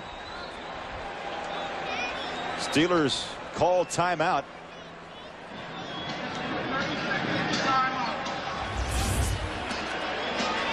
It's a very simple play. It's a draw play, and you know, really the Browns should have been ready for it, because I think if I was in that defense, I would be yelling to my guys, watch Stewart, watch him run it. Well, this is basically the same play. It's a draw where instead of it being a quarterback draw, he hands it off to Huntley. Huntley with his third touchdown run of the season. Steelers took the timeout so Kordell could talk it over with Bill Cowher and his coaching staff. They will go for two as they trail, or now they have the 12-7 lead. So Beasley, it would, if they make it, it's a 7-point game, a 7-point lead. Now the defensive guys right now are saying, watch Kordell Stewart on the quarterback draw.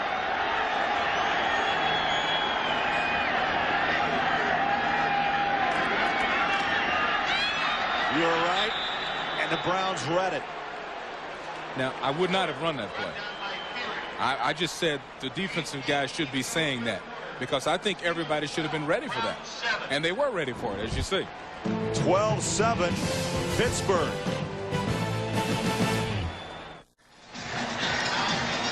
Well, Richard Huntley talking it over with his teammates, now taking a sip. Third touchdown of the season. And Beasley, look at that. Will you total yards early and late? Absolute turnaround. You see it's kind of a flip-flop in momentum. Kick taken by Kirby at the 5, right up the middle at the 31-yard line. Well, tonight on CBS, when New York is devastated by a massive earthquake, millions of people leading separate lives must come together in order to survive. Don't miss Aftershock. It's a world premiere miniseries, and it's tonight right here on CBS. You know, with those disaster movies, something always happens to the Statue of Liberty. We can't leave. We just can't leave the Statue of Liberty standing, can we? The lady's always buried or knocked down. Couch, Abdul-Jabbar gets spun around. Let's go back to New York City on an update on the Colts and Giants. And here's Jim Nance. All right, Craig. Manning and Marvin Harrison double dipping in New York, much like you in Pittsburgh this weekend, Craig. It's Harrison for the second time today, and the Colts lead by 8 in the third quarter. Back to Craig and Beasley. You know, I'm an old Giant. Yeah, I can't be celebrating. I wanted to see your reaction. They're good, they're young, but not today. My Giants go get them. Second down, 5 wideouts. Couch throws, batted down at the line of scrimmage. That will bring up a third down. That was Roy, Orpheus Roy, the defensive end. Number 71 batted it down. We know about Peyton Manning and the Colts. Right. We know what type of freshman season he had last year. How about this year? Edgerrin James, Ricky Williams, and Couch. Yeah, you make the call. Who's the top rookie so far? Who has the best hairdo? Forget Couch. You got to mark him off. Oh, this crowd is loud, and that forces Couch to call a timeout on third down.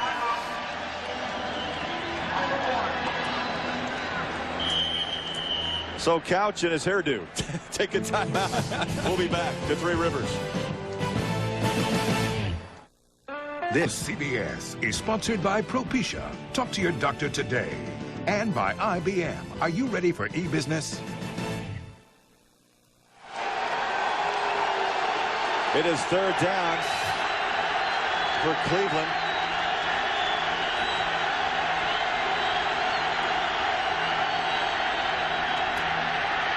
Couch pumps and fires in traffic, incomplete. Now a flag comes out. Chiaverini, the intended receiver. Simmons was on his back, and a flag. pass interference. 23, defense. First down. Yep, that's pass interference. He put both hands into the guy's back, pushed. There was no need to do so. He was in perfect position. He had superior defensive help, man. Tim Couch was under a lot of pressure. So that's just, he did something he didn't have to do there. Just reach around and knock the ball down. Calm down. 1st and 10, Browns at the 45-yard line. Couch under pressure. Down he goes. Oh, Gilden came in. Boy, they opened up the garage door and he bolted right through. Untouched. Jason Gilden is putting on a show. That's just untouched. See, they rushed more people than the Cleveland Browns had in to block. So you had to let somebody go. I wouldn't let one of the sack leaders in the NFL go. Yeah, that's the 4th sack by that Pittsburgh defense. 35th, 36th career sack for Gilden. Couch under pressure again. Knocked down, incomplete. It was Henry. Knocked it down. Now this is just perfect defense. So you get Orpheus Roy, number 71, beating his man, and then there comes his teammate Kevin Henry right behind him, had defeated his guy also and knocked it down. Now that's the kind of defense that these Steeler fans are used to seeing here at Three River Stadium. Well, this Steeler defense, Beasley, had 3 sacks in game 1 back in September against Cleveland. Today, 4. And they've been pressuring Couch here in this 3rd quarter. Couch again under pressure. Down he goes. That's number 5, Orpheus Roy. Well, the defense now is just showing out. I mean, they're putting on a show. The fans got in at this. We went back to the 70s. We cloaked back to the 70s for a second. It's like a time warp. They were waving a towel around Orpheus Roy with a beautiful move. And look at this. This is like something out of a horror show. You don't want to see a guy standing over you doing that move. Troy Edwards at the 22. Edwards at the 30. Near sideline. Taken down. Flags fly. Maybe a face mask. It looked like a face mask. 51-yard kick and a 14-yard return.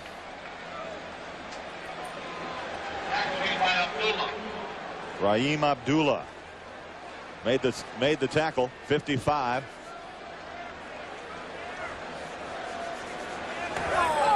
Personal foul. Face mask. Number 55 of the kicking team. And a timeout. You'll see it again. Pittsburgh by 5. Craig Bolerjack, Beasley, Reece back in Pittsburgh. You look at that defensive front for the Steelers. They look like they're chilling out. Beasley, as you said. They look very successful. Jerome Bettis to the 45-yard line. Well, coming up next is the Franklin Templeton Shark shootout. And here's a look at the leaderboard. Final round action. Couples in Duval at -26. Oh, how would I give for that, huh? Jacobson and Cook are 5 shots back. That's the Franklin Templeton Shark shootout, and that's coming up. I'll take -1. What do you mean -20 something? Give me even. Even. I'll take +4. Give me 5 over. Kordell Stewart throws near sideline. Complete. Let's go back to New York, and here is Jim Nance. All right, hey, Beasley, check this out. The wizardry of Doug Flutie freezes the defense, and Eric Moulds is going 53 yards for the touchdown. Buffalo mauling Miami, and they're about to go in again. Let's go back to Craig and Beasley.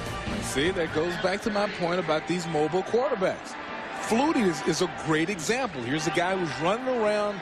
He creates time for himself. It's a nightmare for the defenses. You know, left the NFL, spent many years in the Canadian League, and not wasted years, but boy, can you imagine Flutie if he spent his entire time in the National Football League? Stewart, incomplete through near side.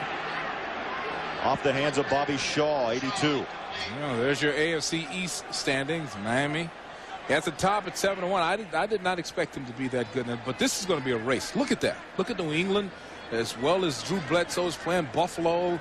Flutie is so, a guy that you can't predict. But then Indianapolis has got to be the story of the year, and it's making me crazy. And so many people, Beasley, really thought the Jets with Vinny would be at the top. They're 2-6, but that shows you what injuries will do. They lost Grabett for a while as well. That's right. Josh Miller to punt. Boy, hung it up high. Great coverage down inside the 5. 38-yard kick. And the Browns are pinned back deep in their own territory.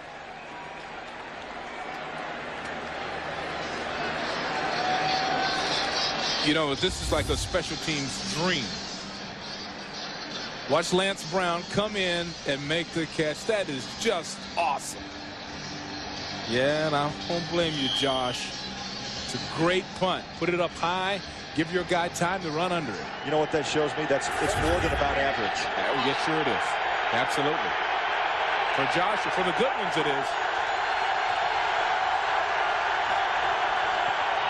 Couch will throw. Complete. Not much to the 9. They got Shiverini. Boy, it got loud in that end zone. Yes, it did. This defense has the fans in its hands. A 5-yard pickup. Second down and 5. Yeah, we're in Three River Stadium now. This is the stadium I remember. Fans on their feet screaming.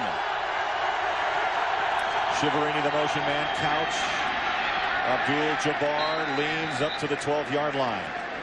Well, tonight on 60 Minutes is the idea of turning your child's public school into a private school, a good one, or just another anything for a buck scheme. That's tonight on 60 Minutes here on CBS.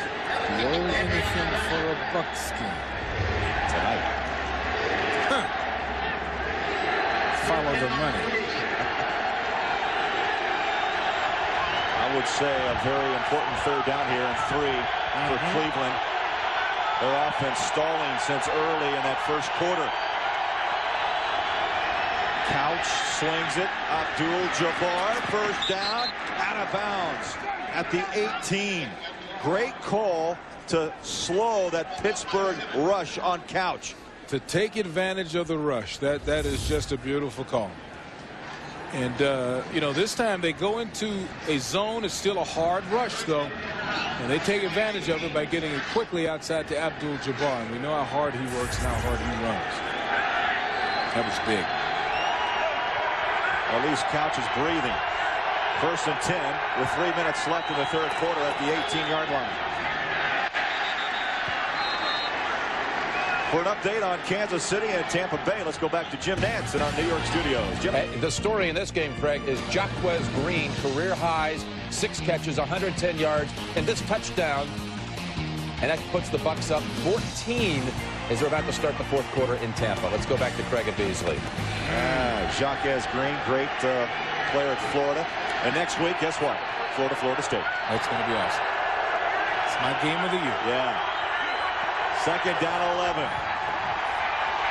Couch in trouble, pumps. Down he goes again. Edmonds out of Arkansas State rode him down. I cannot tell you how tough Tim Couch is. I mean, this guy is just taking the shots. This is like a stat day for the Steeler defenders. Carlos Edmonds comes around the corner and just levels Tim Couch.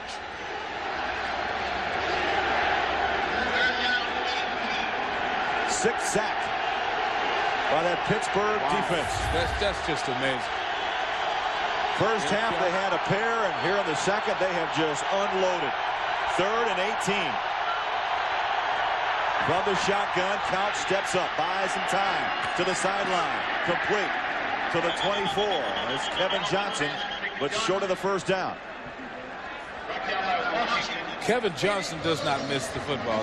Coach Palmer told us that he was going to use him in different positions, try to get him the ball today, and whenever they are able to get the ball in his direction, he makes the play.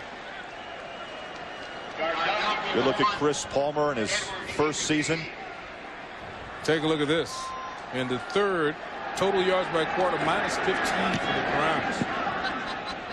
Gardocki, the kick. Troy Edwards fumbles the ball inside the 15, picks it up at the 20, stood up and down at the 21.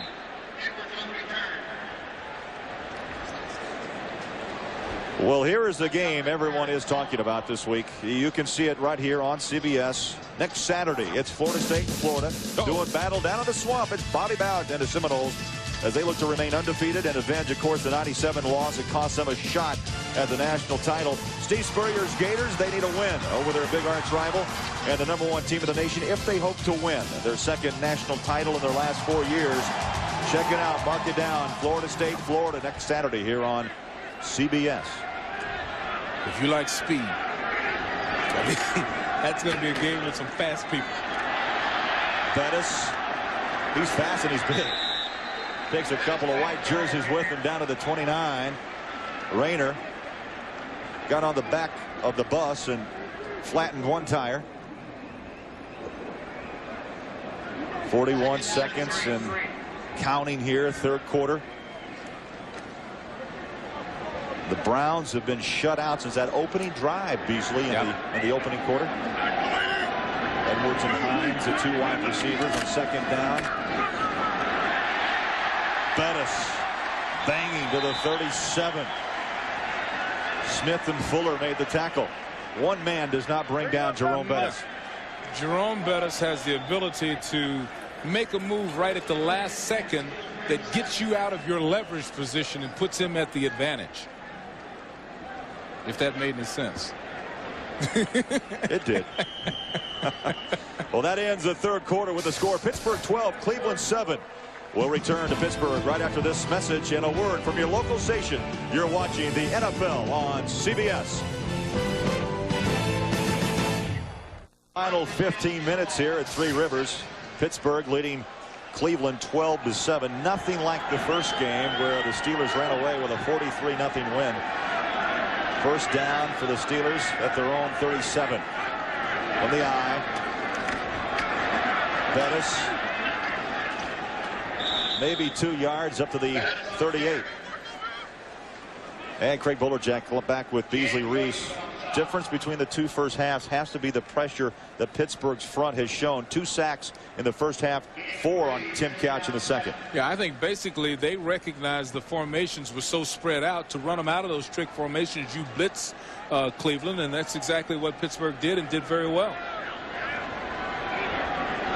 And it's taken some heat off of Kordell Stewart. They've got the 12-7 lead. Stewart wants the long ball. Airs it out deep. Incomplete. Racing down the far sideline was Troy Edwards, the rookie, and a Louisiana Tech. But flags are down.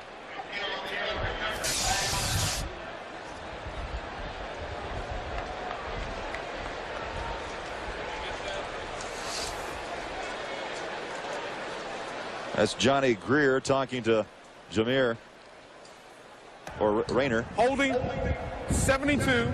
Offense. Still second down. Holding on Wayne Gandy.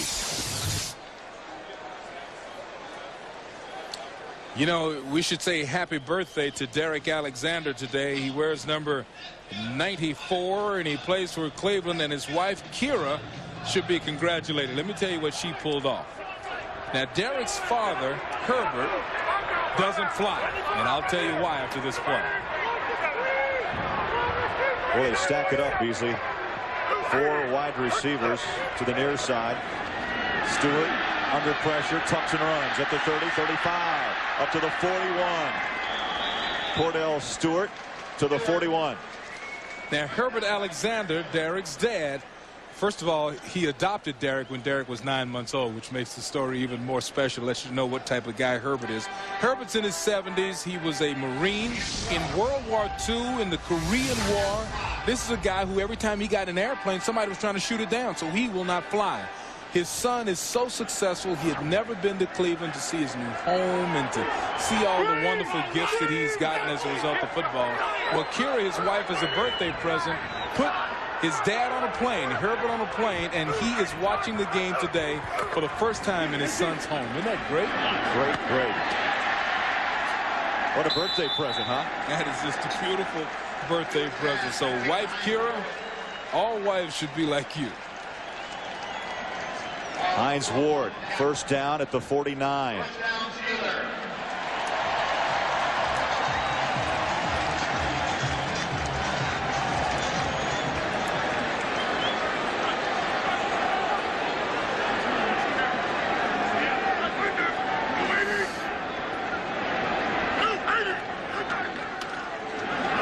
Little bootleg fake. Stewart, chase, throws, another completion along the far sideline.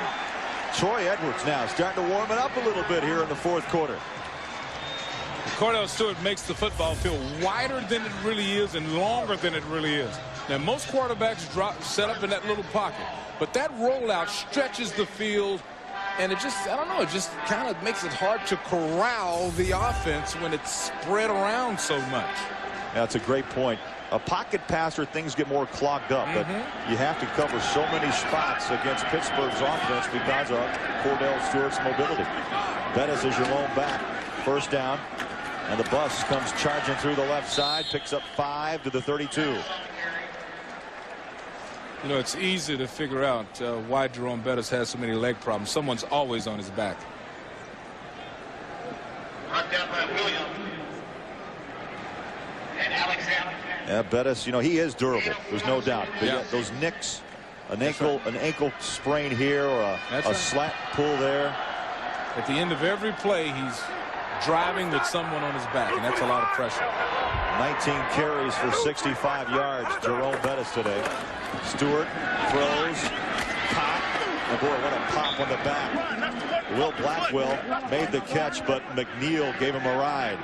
Well, next Sunday on the CBS Sports Spectacular, members of the 1999 World Cup Championship team, including Mia Hamm, square off indoors against some of the best international players in the Toys R Us Victory Tour. That's next Sunday right here on CBS. What a great story. Those women are everywhere, too. Oh. They deserve it. Hope they're getting some checks. I'm sure they are. Huntley is in the backfield. Third down.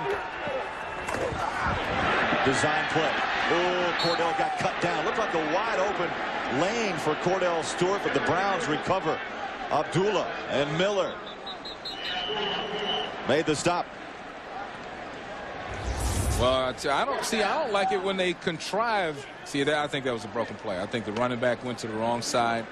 I don't like it when they try to make up a offensive play for a guy like Kordell Stewart. I believe that was a bust. Just drop back, you know. If it's not there, let him use his gifts. Tom Zach, sorry, Busy. Tom Zach is in to hold at the 37. This will be a 47-yard attempt for Brown. It's long enough and good.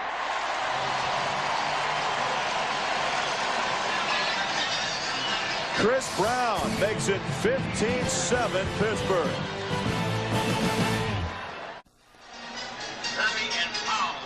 Fourth quarter here at Three Rivers Stadium. 10-10 remaining. Well, what a day for that young man. Chris Brown 3 for 3 in the field goal category and just kicked a 47-yarder to make it a 15-7 game. And having a all-pro season, that man. I'll tell you, the kicking game, Beasley, you talk to most coaches, it's worth at least 1 and maybe 2 games a year. There's no question. I mean, it is truly the third part of this whole equation. Short kick taken around the 20-yard line. Ronnie Powell. Boy, gang tackled down at the 26-yard line. Tim Couch will take over when we come back. 9:59 to go.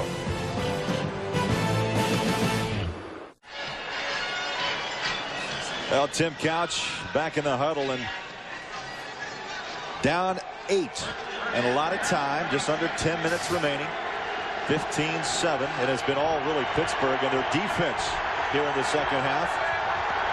Couch has been sacked a total of 6 times. They go back to the short stuff.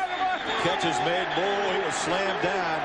Mark Edwards and Flowers, Mr. Vocal, really gave him a nice hug. Well, that was a Wild West roping.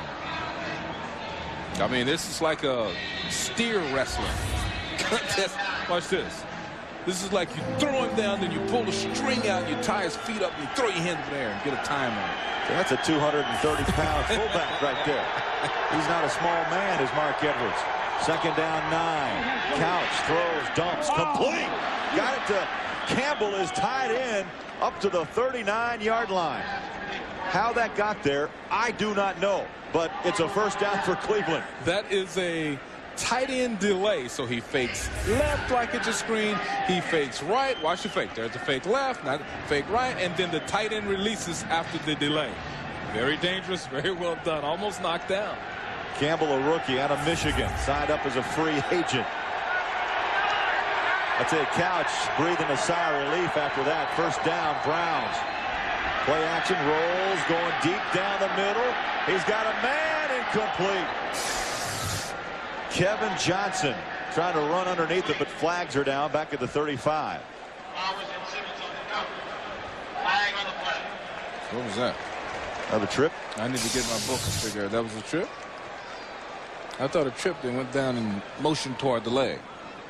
I thought that was like a the Rockettes will be here next week. Tripping, number 79, offense. Still first down. I thought it was a promo. Coming up next, the Rockettes.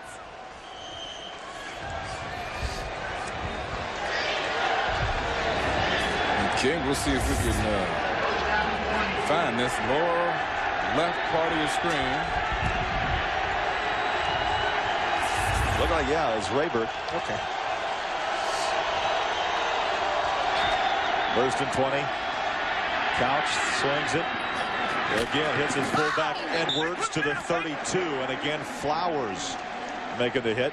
Now, Beasley, here's what we showed everybody earlier about week 1. It was a 43-0 blowout. 2 first down for the Browns. Passing yards of 31. Here's today. Much improved, the Cleveland Browns. You know, they actually got some numbers up on the board. And most of that was accomplished in the first half because in the second half of play, the Browns have struggled as Pittsburgh has picked up the defense. But clearly, this is an offense and an organization that's getting better week to week. Second down. Couch throws, a little wobbler, up for grabs, incomplete. Again, he wanted Kevin Johnson, the rookie out of Syracuse. Great story about Kevin Johnson. You know, he was there with the big 3. Kevin Johnson, Donovan McNabb, Rob Conrad, and Kevin Johnson actually was a quarterback. Couldn't beat Donovan McNabb out, but yet such a great athlete that Paul Pasqualoni, the head coach, says, we got to find you a spot. He played some wideout in high school. They put him to wide receiver, and the rest is history. He is a beautiful athlete, and that was quite a decision. Also, Donovan didn't just run away with it. No. It was a close call. Hotly contested indeed. Couch on third down, over the middle, complete. It's Johnson to the 44.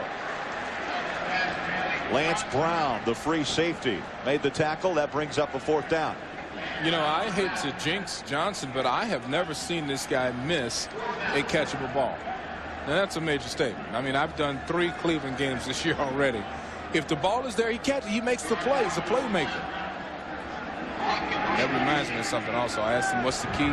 He said, make the play. He said, catch every ball. That's what he's focused on. And Beasley, he came into this game leading all NFL rookie wide receivers in receptions. Not a great kick, but good kick coverage. And the Steelers will start at their own 23-yard line. A 31-yard punt, no return yard.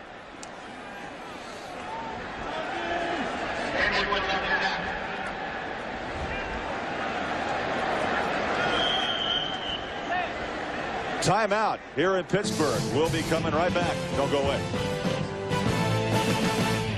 A good crowd at Three Rivers Stadium today, 58,213. And the hometown Steelers on top 15-7 and with the football. First and 10 from the 24. Jerome Bettis coming through some heavy traffic following his big front of Sty and Anthony Brown, the right tackle. Abdullah made the stop.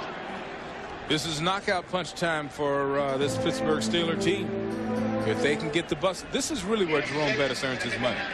It's Jerome Bettis' time. Sustain the drive, eat the clock. Now the bus, 20 carries for 71 yards. Batted down, incomplete. Raheem Abdullah coming from his left side linebacker spot. Batted it down. Okay, well, see, they're not listening to me. My voice is not piped in because I run that ball. Again. You're talking clock, aren't you? I'm talking clock, baby. I mean, you know, you run that ball, you gain 3 or 4 yards. Even if you don't get a first down, it's 3rd and 1 or 2.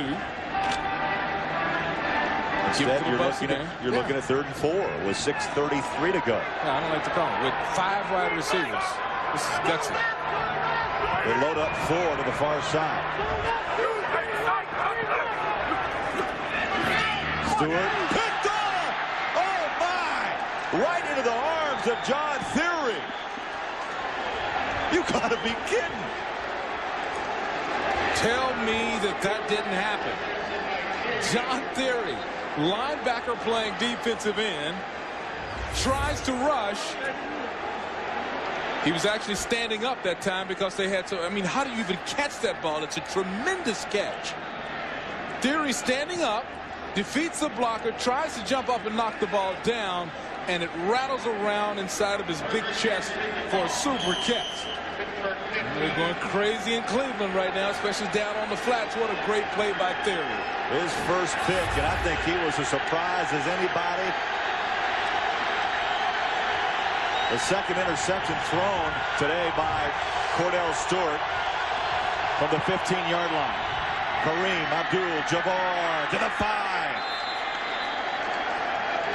Dwayne Washington made the tackle. And Bill Cowher, still very calm, but the most emotional man in football, has been very relaxed today. I don't know, inside though, Beasley, he's got to be burning. See, I think he's learned how to hide it. Because there's been so many replays of him freaking out on the sideline. Inside, he's going crazy. 1st and goal from the 5-yard line. Abdul-Jabbar stuffed at the 5. No gain. Joel Steed led the way. 6'2", 308-pounder. See, that first play to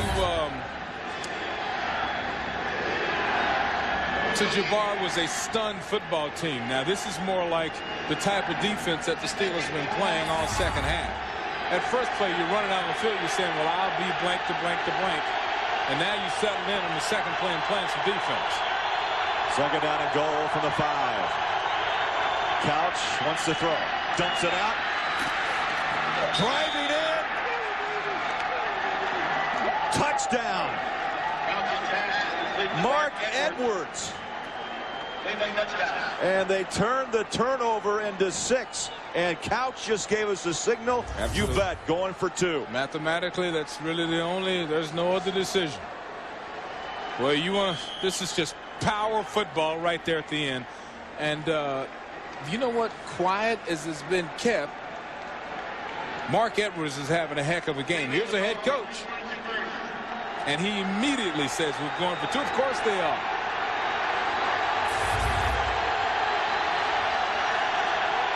This would tie the game. 15-13 Pittsburgh. Jabbar stuffed at the goal line. No! It was Davis and Holmes. Boy, Jabbar had a fine explosion. Absolutely. He had the hole. It was there. I think they had too small of a guy running the ball. Jabbar's too small on this play. The hole is there.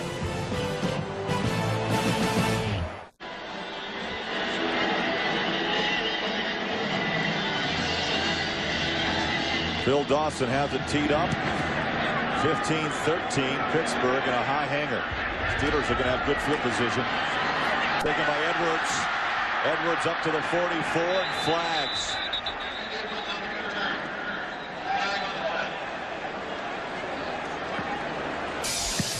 Johnny Greer will give us the call.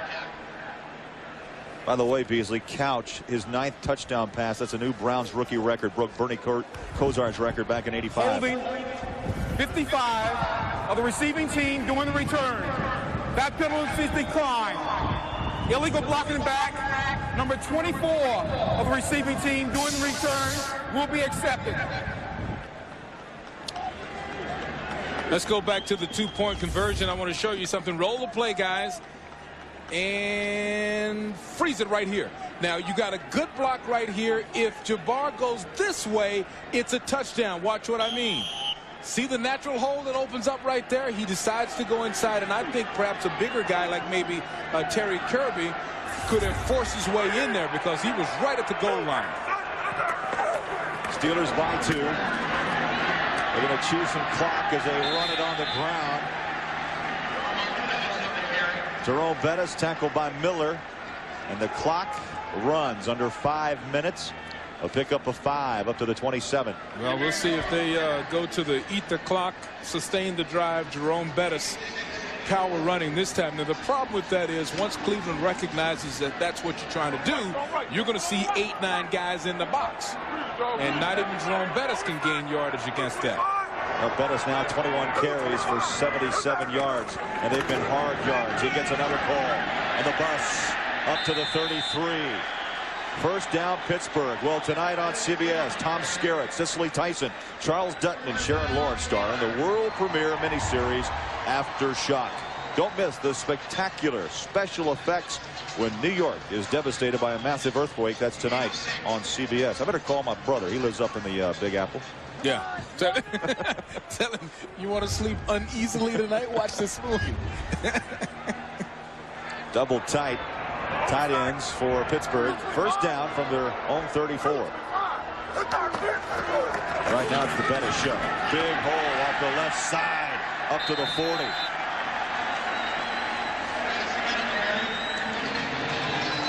Behind Gandy and company, Marquis Smith made the stop.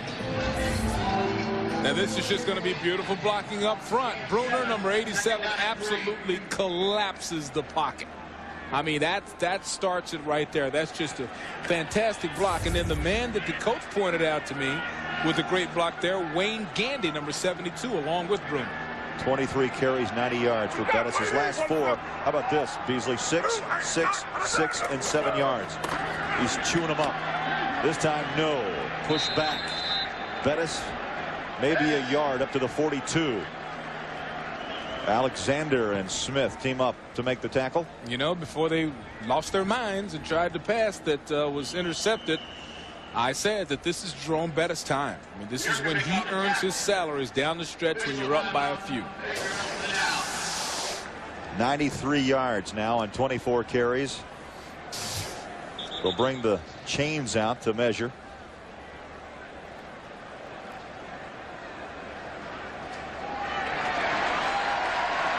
As you could see, by half the length of the football. Jerome Bettis is a complicated man. He was raised in the Detroit area. I asked him what would I see if I went home with him. He said, I'd take you to the dirt football field where I was raised in the tough neighborhood. You'd have a better sense of how far I've come. And so this guy's used to running on dirt, so a little AstroTurf is not going to hurt anybody.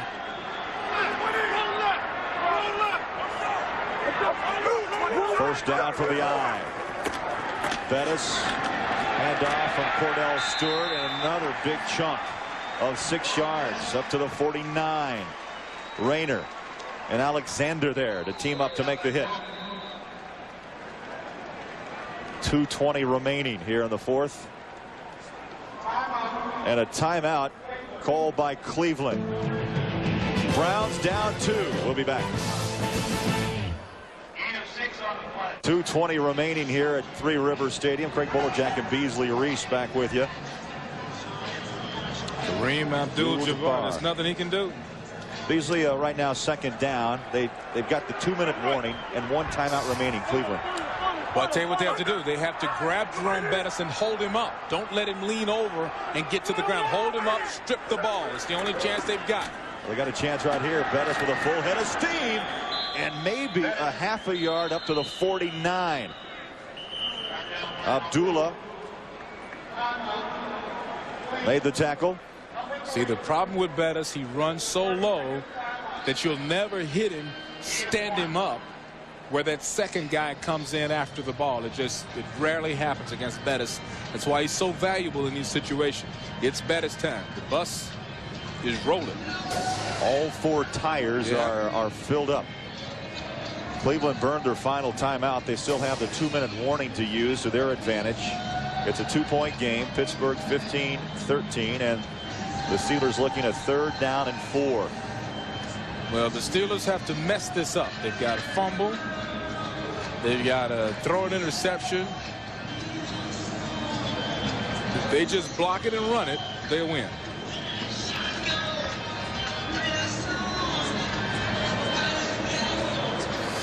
Now Jerome Bettis in the first half, 10 carries, 30 tough yards. Here in the second, he's carried it 16 times for 69. Huge play in the game right here. Brown showing blitz. High snap, a little shovel pitch out. No, red, drop, 4th down coming up for Pittsburgh. And the little pitch shovel pass was out to Huntley. And Beasley, you talk huge, on the road. Huge. On the road. Oh, what a big stop. 2-minute warning coming back. Cleveland will receive the punt right after this.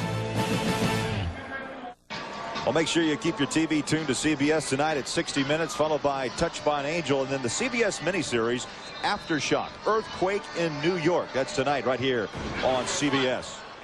2 minutes left. Josh Miller and Kevin Johnson awaits at his own 10-yard line. Miller today 5 punts. Beasley a 37-yard average, and his longest boot of 53. Cleveland only needs a field goal. I'm telling you, this baby is about to get really excited. Boy, line drive. Johnson lets it bounce, and the Browns in business at their own 20, and they must go 80 yards. No, they don't. Here's what they did. Their only win. It came to this. Say it ain't so. Against New Orleans. A Hail Mary right at the end, and Kevin Johnson in the corner. And look how exciting that moment was. But let me tell you something. They don't have to go 80. You are right. They don't have to go 80. They need a field goal. They need to go about 60. 60 yards to the sweetest victory of the season. They hate Pittsburgh and Cleveland. Movement and flags. Jumping up off that line for Pittsburgh. That's Orpheus Roy, who's had himself a heck of a football game today. Flags are down. Roy, that signed a big multi-year deal back in May. Okay, I need to sit down because I'm getting too excited. I might fall out of this upper deck. 1:51 remaining. Here's Johnny Greer. Encroachment, 71. Defense, still 1st down. Steeler fans were leaving. They have gone back to their seats. Beasley instead of 1st and 10. Now, as a coach, give me your thought on 1st and 5. 1st and 5, you can do anything. See, I'm in a situation now where I'd be very conservative here at 1st and 5. 4 wide receivers. Couch steps up in the pocket, floats it up, complete at the 47-yard line.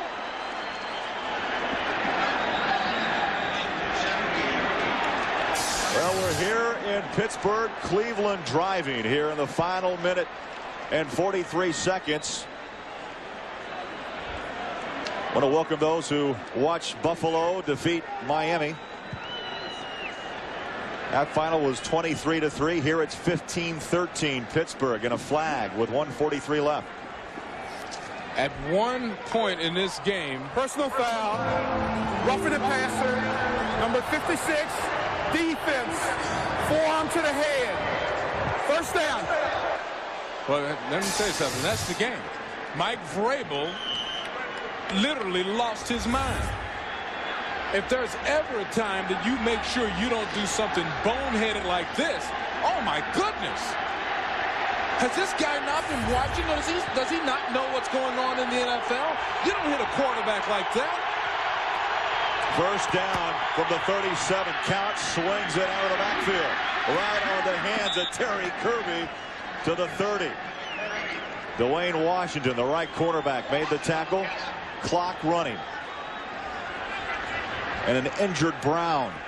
Yeah, you go to the veteran Terry Kirby down the stretch here. That's Lomas Brown.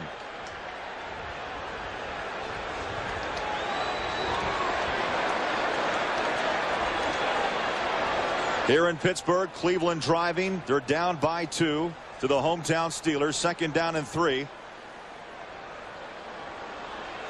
I want to welcome those of you who watched Tampa Bay and Kansas City. And the Bucks defeated the Chiefs, Beasley, 17-10. A minute 23 remaining, Three River Stadium. What a turn of events in the last minute and a half of this game. At one point, Cleveland had -1 yards in the second half, where Pittsburgh had 127 total yards. Then an interception by Kordell Stewart.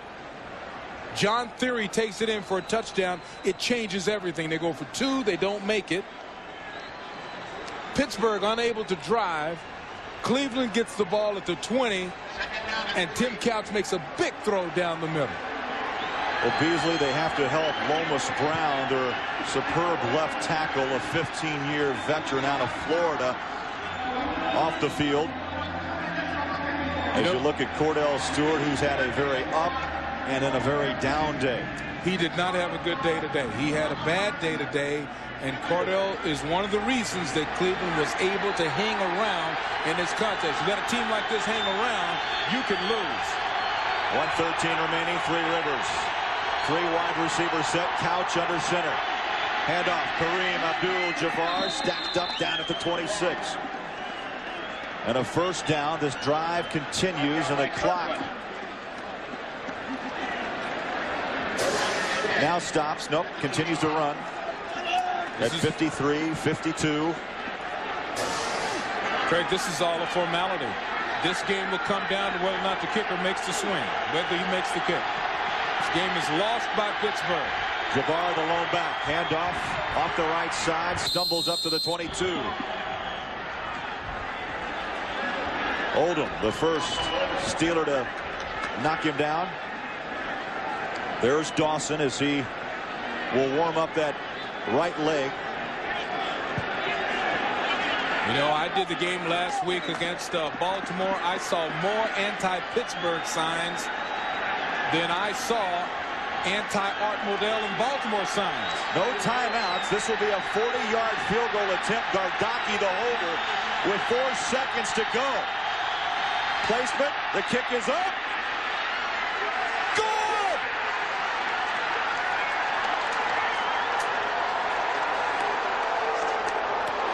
From 40 yards out, Cleveland on the road.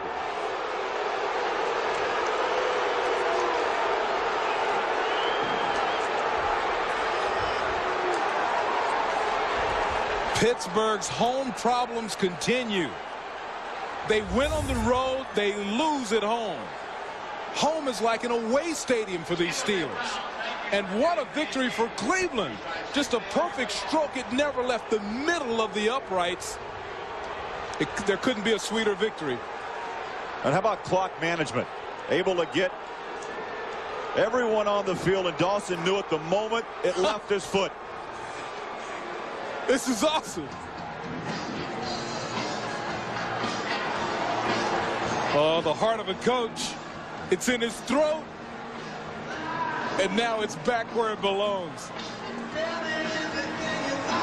And on the other side of the field, Craig, Bill Cowher has got to be sick. He has got to be sick. Well, tough loss for Cowher. Huge win for Couch and company. Cleveland over Pittsburgh, 16-15. For Beasley, Reece, I'm Craig Bolerjack saying so long from Three River Stadium. Up next.